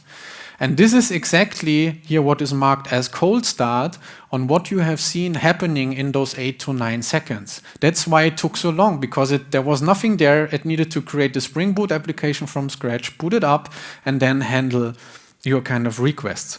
And now when I did the test app again, you see the second path, which is what we call a warm start. So Lambda would see, okay, the execution environment is already ready. Just execute the code. There's no boot process involved, right? So simple enough. So you would think, okay, that's cool enough. So I just call the Lambda once, and then it's there, and then it can just handle all the requests. There's another thing that we need to consider here. So as we said, Lambda initialized the execution environment on the first invoke, right? And a very important concept here, and this is super important, is that Lambda only handles a single request at a time. So there is essentially no, if you get 2 requests at the same time to a single Lambda function, right, it would only process one, and the other would cause a new execution environment to spin up. So there's essentially no kind of thread pool on the same kind of Lambda function to handle multiple requests. It only handles it sequentially. So it also has a couple of benefits, because you have a simpler programming module. You do not need to deal in your code with concurrent kind of requests, because you're only handling one all the time, right? So it also has a good thing. And this also allows the very fine granular scaling, right? That if there is a request, we scale one up. If there's a concurrent request, we spin up a second one. So let's walk that through so that you understand on why the startup time is then critical. So let's say we get a first request, nothing is there. So Lambda would create the first execution environment. It would initialize your full kind of Spring context and everything that we talked about, and then execute your function.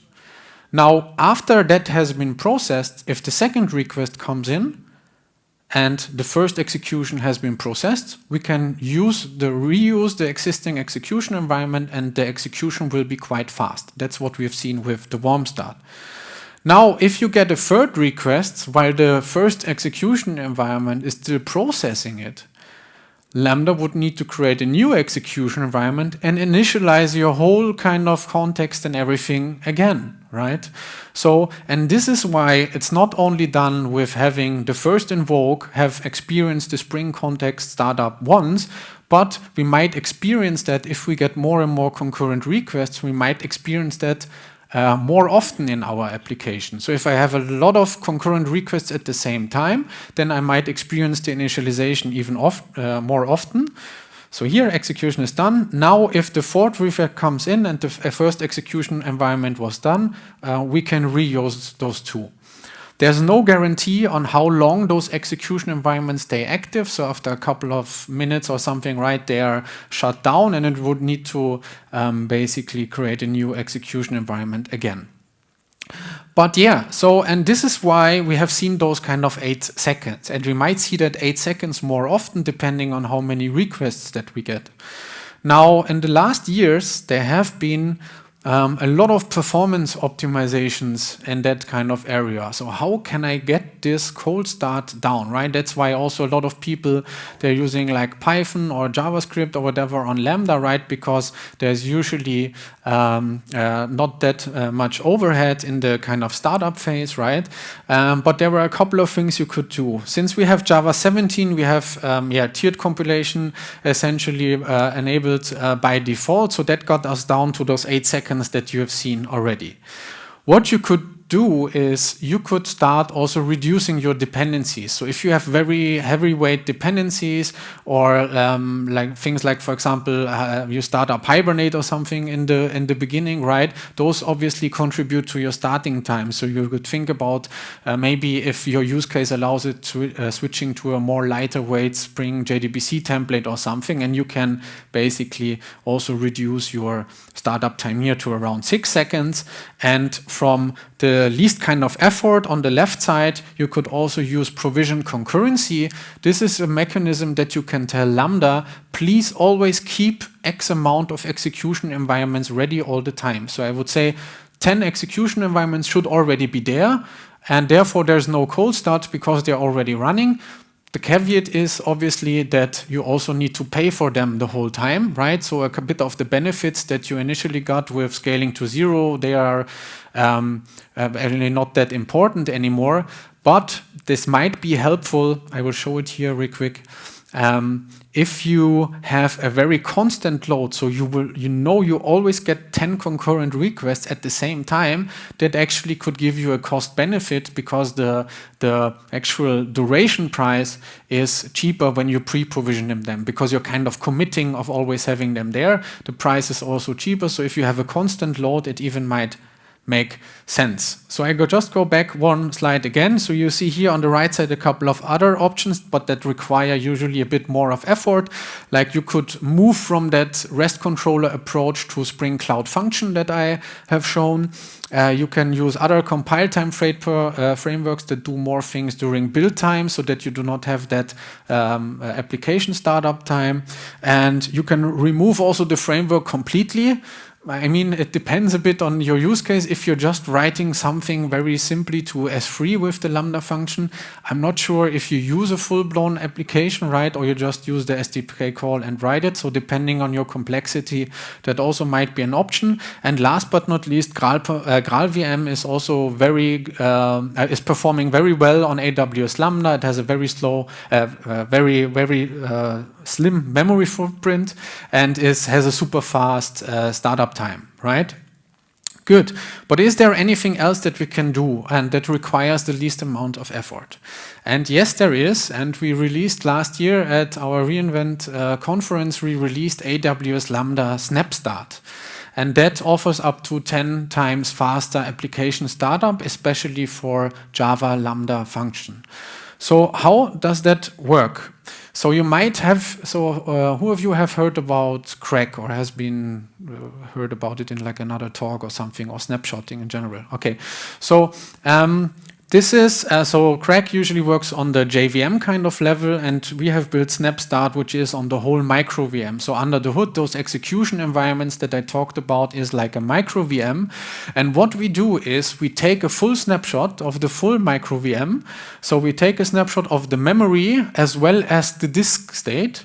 And then we encrypt the snapshot and we cache it for low latency exit. So imagine that your function will be boot up, we take a snapshot and then we store it to reuse later. So therefore, later we can create new Lambda execution environments from that kind of cached snapshot. And the cool thing is like it's fully managed. So there's nothing for you to do, like where put I do the snapshot, when do I take the snapshot? Everything is fully managed for you and you can just enable it with a couple of clicks. So how does it work? So how does the initialization now differ? Now we are not waiting for the first requests. During deployment, we already start up a first Lambda function. We initialize everything, like the constructors and everything and the context, and then we take the snapshot. You could hook into that process if you want to customize anything, maybe closing some kind of connections or something before if you like to do that, but that's it. And then later on, when we call the Lambda function, we then just resume the snapshot that we have taken during the deploy time, and we can then just run the execution. We could also hook into here when we do the restore to maybe reinitialize some passwords or something, but that is optional. So what are the benefits then? So the performance improvement is up to 10 times. So here on the right side, you see another application that we have built that was without SnapStart, it took like 6.7 seconds to start up, and with SnapStart, it only took 1.1 seconds. It's run at no additional cost, so it's kind of by default, you could, I would say, enable it. And depending on maybe if you have like some more complicated things you're doing in your code, you might want to leverage those hooks to reset some of the states. Minimal to no code changes, and you can customize it via the custom runtimes, via the runtime hooks. So let's take a look on how that works. So let's just use the application that we've just deployed with the 8 something seconds and enable SnapStart and see what we get. Good. So we go back to the console, and here we have our Unicorn Store Spring, right? So the only thing what we need to do is we need to enable SnapStart here in the general configuration. And this is enabling it, saying, please always create a new snapshot whenever you publish a new version. And I will get to back what that means. So I will save that.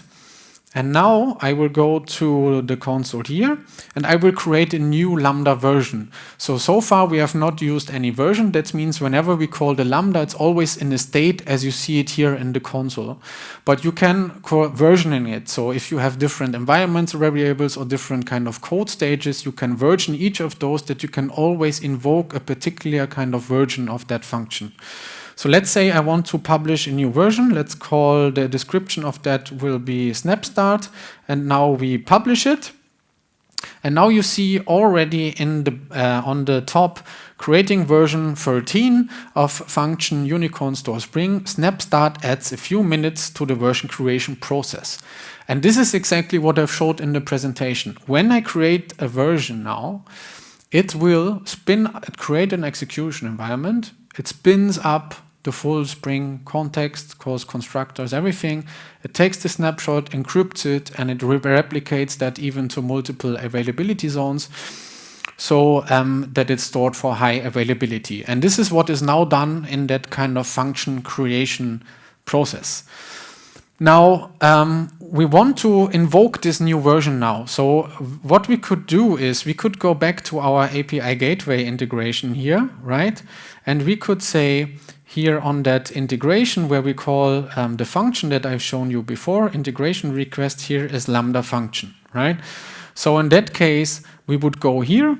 I would use the Unicorn Store Spring, and what I can do is, I think it was function version 13, so I can point it here to 13, and then that specific version will be called. So I can do that, but that's not very convenient in the future, because if I create a new version, I would need to come back to API gateway and I would need to update the version all the time. So with always my upstream kind of services, I would need to change those versions, which is not very convenient. So this is why we have like kind of an intermediary in between, which is called a Lambda function alias. So an alias is essentially, so we can create an alias, so we call it prod, and we say, yeah, that is just a description, and we say the alias points to version 13. So instead of going now directly to version 13, I can say, please point to the prod alias, and whatever the prod alias then internally points to will be used. So this is quite convenient. So when you create a new function version, for example, let's say 14, you just need to update the alias, and all your upstream kind of services would just point to the alias. You could even, if you're kind of doing like a phased rollout, you can say, I want to have 80% of the traffic going to this version and 20% to the new version. So you can also do like some kind of weighted routing in that alias. So let's create that new alias for the function. And now in API gateway, I would not say Unicorn Store Spring 13 anymore, but I would say Unicorn Store Spring prod, and I would save, and I will deploy the API. This is the stage that I want to use, and I deploy it. Now let's see if our function, so also the version 13 with SnapStart enabled has been created. So we should be good to test it. So remember we had 8 seconds or something in the beginning. Now let's test the app again, and you should see, right, not even 2 seconds startup for the very same Spring application without any code changes, right? So we just enabled SnapStart, we created a version and an alias, and we put that into our API gateway, and we see we drastically reduced our cold start times here. And again, right, if I call it again, then the warm start kicks in usually, as usual. So you see, we can speed up things here quite a lot. So let me go back to the performance optimization. So you see here with a very minimal kind of effort, we are going almost below 2 seconds or below 2 seconds here for SnapStart. If you have requirements now to just port your Spring application and you add that kind of configuration, so it will be, I would say it's kind of the default you would do when you do Java applications now on AWS Lambda. If you have requirements, so it was like 1.5 to 2 seconds, something. If you need to go even faster and you say, okay, I always need whatever, even if it's a cold start, I need below 500 milliseconds all the time, which is usually very rarely because usually the P99 or something matters and not only the time it is a cold start. But if you have those requirements and you would also kind of reduce your memory footprint, then I can really also highly recommend to look into GraalVM native images on AWS Lambda. So the frameworks, usually you would use a framework with that because they have very nice and great built-in support to create GraalVM based Lambda functions, because it's not then the Java runtime anymore on Lambda. It's like a specific custom runtime. You see here on the left side on how this is bundled usually. I won't go into too many details here, but I think this is just important to keep in mind. We also did like a benchmark. This is comparing not against SnapStart, but before. So it is just the normal Java application without SnapStart enabled compared to GraalVM custom runtime. And you can see even if you reduce the memory quite a lot, GraalVM is really performing super well on the Lambda environments. And yeah, if I've talked a lot now, and also maybe you want to do it on your own, so what we have created is a deep dive Java on AWS Lambda workshop. We also run it here last year, I think. And yeah, so you can check it out, try it on your own. It has the migration scenario to port the Spring application, creating the versions. It has also custom runtime hooks kind of workshop to walk you through everything that is needed. And another resource I want to point you to is the Serverless Java replatforming guide. That is also like a written form that shows you again what are all the considerations and so on that you need to take when putting Lambda function, when putting like Spring applications, for example, also to Lambda. And last but not least, we haven't gone too deep on observability and additional kind of best practices handling. There's also a library called Power Tools for AWS Lambda, which has like pretty much a pretty nice library to help you simplifying writing your Lambda functions and adding observability and things like that. Good. With that, I think we have only 16 minutes left for the developer tooling part. I will skip a few parts, but yeah, also happy to chat with you afterwards. So we are here also for the rest of the day, Dennis and I, to answer any kind of questions that you might have. And yeah. Good. So developer tooling. Now that we have seen Lambda, we have seen how to run containers and so on. Is there anything else that we can do to make our life easier? And I want to show that a bit on the development workflow that you're usually doing, right? So when you open up your IDE, essentially, how can we help you there? What are frameworks and SDKs you can use to interact with AWS and AWS services? Is there anything we can do to review and analyze? We'll probably skip that part. And how you can build and deploy the application. So from an IDE support perspective, we have an AWS toolkit for IntelliJ. So how many of you are using IntelliJ? Yeah, that's a lot. Yeah. So here we have a very nice toolkit to interact with AWS services. So I can show you real quick here on the left side. We here have a resource explorer where we can in IntelliJ essentially see our AWS resources. So for example, here we see the 3 Lambda functions that we have created today. And we even see here the SQS queue that we created. And the cool thing is, remember sending the messages, right? So we can actually now, DevOps queue prod, we can go here, test message 4, and we can, oh, Thanks. Give me a second. Yeah. So, and here, so again, so here you see on the left side the resources, as I said here, the 3 different Lambda functions, for example, right, to that we created. Here you have the queues, so you have here devox queue prod, and we can here from the IntelliJ, we can send messages to the SQS queue, right, maybe for testing. And then we can also remember that we get the results in the logs, so we can see here, we can view the log stream. So here now we see test message 4 that we've produced then.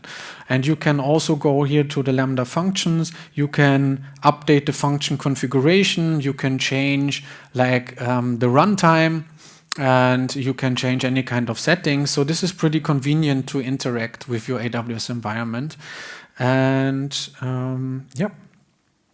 The same is true for the toolkit, also for Visual Studio Code. It has a similar functionality. I'm not going too deep on that, but just to summarize, there is tooling integrated in your IDEs that make your life easier to managing and maintaining those resources or getting like some logs and so on. And then I will talk about a topic that's probably very relevant in the last couple of months and in our day-to-day life, which is generative AI, right? So there we also have an AI coding companion called Amazon Code Whisperer. You will see that also down here in the booth. So this is really trained on billions of lines of Amazon code and open source code, right? And it really helps you to quickly write like secure code and also help you to stick to AWS best practices in the API. So, and it does a lot of work for you. So maybe think about tasks that you usually don't like to do, like creating like JPA entities or something, and maybe some unit tests or something, right? So what we could do is we could tell Code Whisperer, here I have like a small kind of example. So we could say, Code Whisperer, please create an JPA entity for a customer with those attributes, and it would already give me a couple of suggestions in the IDE of my choice, and I can then just accept that. If I have references to any kind of open source code, it will also show that, so that's quite convenient to have. And here you can then use the auto suggestions to even also create a toString method, for example, right? And the second thing is we talked about REST controllers as well. So I could also say Code Whisperer create, one more. Yeah, exactly. So I could say Code Whisperer, create a customer REST controller with create, delete, update, and read methods, and it would automatically create for me the different kind of routes, and depending on my programming style, I can choose like different versions on what I like, how I do the error codes, and so on, and it will write the majority of code for me, and you can leverage that to just speed up your development process, to avoid any kind of writing boilerplate code.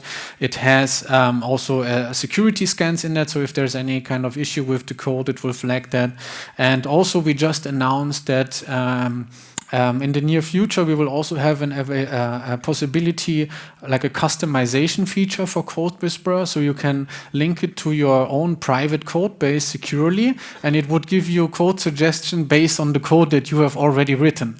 So that can be either a super good thing or maybe not so good thing, but yeah, that depends a bit on how your code base looks like. But yeah, this is also quite convenient to stick to your kind of corporate kind of policies, whatever you have there.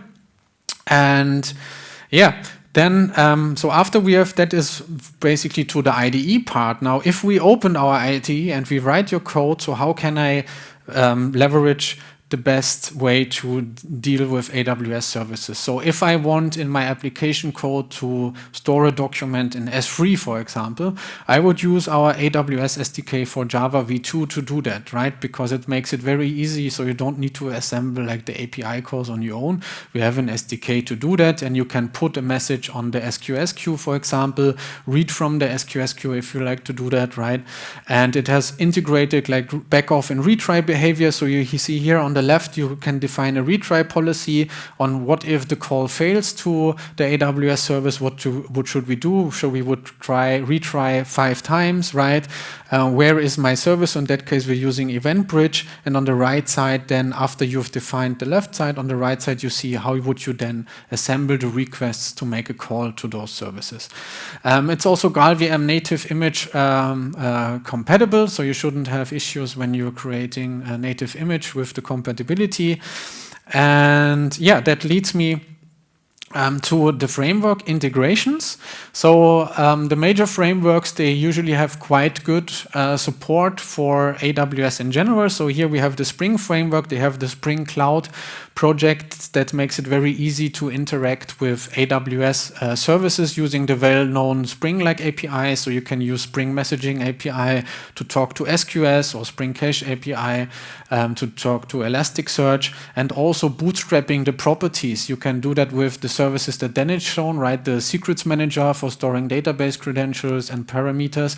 You can leverage quite easy with the Spring Cloud project. Spring Cloud Function, they're also covered, especially for AWS Lambda. That's very convenient, right? So you can avoid the payload translation that you would need to do dealing with the raw events. You can already get your custom POJOs, and yeah, you can use the Spring features right in a functional environment. As I said, you can use the dependency injection, everything also then there.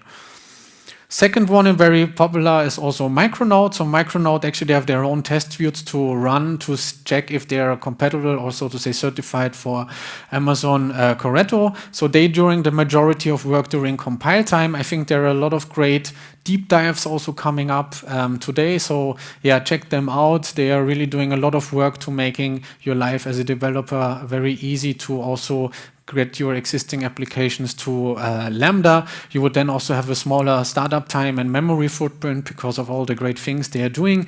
And they have also support for CDK, so they have their own kind of CDK constructs. I will talk about that in a second. And also very easily you can create GraalVM native images for Lambda. So you can see here on the left side, Micronaut CLI create app and the features AWS Lambda GraalVM, and that creates everything that you need to get a native image running on Lambda. So this is very convenient. Similar to that, also Quarkus. So Quarkus also, they're doing the majority of their time at build time, right? So there's basically heavy reduction of reflection usage, if at all, and therefore you would also have the reduced startup time and lower memory footprint. Also great support for GraalVM. You see the same thing here, Quarkus build -- native, for example. You get the native image, which is also then which is also AWS Lambda compatible. So, and they have also those extensions that I mentioned with the HTTP translation. So if you have a normal Quarkus application, right, you can, they have a built-in adapter to translate the requests between API gateway that I mentioned in the beginning. So yeah, those frameworks really make your life easier when building your applications. I think we have 5 minutes left, so I will skip the review and analyze part. So there are a couple of things that you can do to let your code also be reviewed via Code Guru, so it would flag any kind of outdated API usage. I will jump over that. Also, Code Guru Profiler gives you a nice visualization of your kind of or a heap summary and how the objects kind of developed over time. But I would like to spend maybe 2 minutes here also on the build and deploy section, which is how can I deploy my code? So obviously you can use Terraform, right? I think everyone is familiar with Terraform, so you can add all the resources that we created in the console or with the CLI. You could just write your Terraform code and get it deployed. The same is with CloudFormation, right? CloudFormation is our own kind of YAML syntax that you have to also define resources and then spinning them up. I won't go into too much details around those two, but yeah, you would not do all the things in the console, but you want to define that in a template and then apply it to the infrastructure so that you can easily delete them and evolve it. And there is a pretty cool alternative to that also is using the AWS CDK. And the CDK now lets you write your infrastructure code in Java. So you're already writing your kind of application and you're writing your Java functions. Maybe you just create a second folder called infrastructure, and then you define in Java with like nice builder interfaces, you basically create your components. So you can say here, I want to create a VPC, I want to create a load balancer, and I want to create an ECS service. And all of that written in Java code, and then you only do CDK deploy essentially, and then it will create the infrastructure resources for you. So if you have your developers that are writing your code and you also do want them to create their own resources, it might be cool for them to just leverage the tools and libraries and kind of programming paradigm that they are used to, and just also write the infrastructure as code with Java. The cool thing is you would also have higher level constructs here, which is like a construct. So a construct is basically here the thing that we are creating. So that provide abstractions for you. So instead of you defining, I need a VPC, I need a load balancer, I need a task definition, I need XYZ for ECS, so what have Dennis have shown, you could already use the above one, an application load balanced Fargate service. You just pass the VPC, the amount of memory, and maybe your container image, and it will set up everything that is needed under the hood for you. So this is cool. So you can reuse those libraries as they exist open source, right? So you can leverage those kind of higher level constructs. But the cool thing is you can also create one for your own company. So if you say, I always want our developers to create an API gateway with these properties, you can distribute your construct in a library or something, and they just use my company API gateway, and then it will be deployed in that kind of fashion. So it's a pretty powerful tool. If you do not want to do that, but still want to stick to your YAML kind of syntax, for example, but want to write serverless application, we have SAM, which is just a shorthand syntax. It's essentially also CloudFormation, but it kind of abstracts a lot of the boilerplate you would need to write for deploying Java or for deploying a serverless application. So you see here only with those few lines, it would create the Lambda function, an execution policy to read from DynamoDB. It would create the API gateway with all the permissions, right? Just with those few lines of YAML code. So that might be an alternative if you're not feeling comfortable also writing your infrastructure in Java. And that leaves me with 2 minutes. I will jump over this. So there's also great tooling for local development. I have here a YouTube video that walks through building Java applications with AWS SAM, about an hour long, that you can check out. And then with the last 2 minutes left, let me do a quick outlook and recap. So I think we have seen a lot of different ways on how you can run Java in the cloud, right? So Dennis started off taking us on a journey, running things on EC2 with a jar file. We heard about how autoscaling would play into that. We have seen higher level abstraction with App Runner, for example, and also ECS that gives you a bit more control. And we saw like the full serverless world with AWS Lambda and how that can help make your life easier. All the demos, or most of it, what you have seen, is available for you also in another hands-on workshop that does the App Runner part, that does the ECS. It also has an EKS module in there. It has Lambda. It has a lot about observability as well. So how can you integrate with OpenTelemetry and all those things? It's there. You can run through it on your own in your own account. We are also doing that with the account teams together. So if you have a contact person at AWS, reach out to them saying, hey, we want this to do with for our company, we can arrange that. And then with 1 minute left, I'm going to close it off. Connect with us if you have any questions. See us down there also at the booth, and we will be now also here a bit for answering any questions. And with that, I want to thank you all for your attention, and I hope you could get something out of it today. Thank you very much.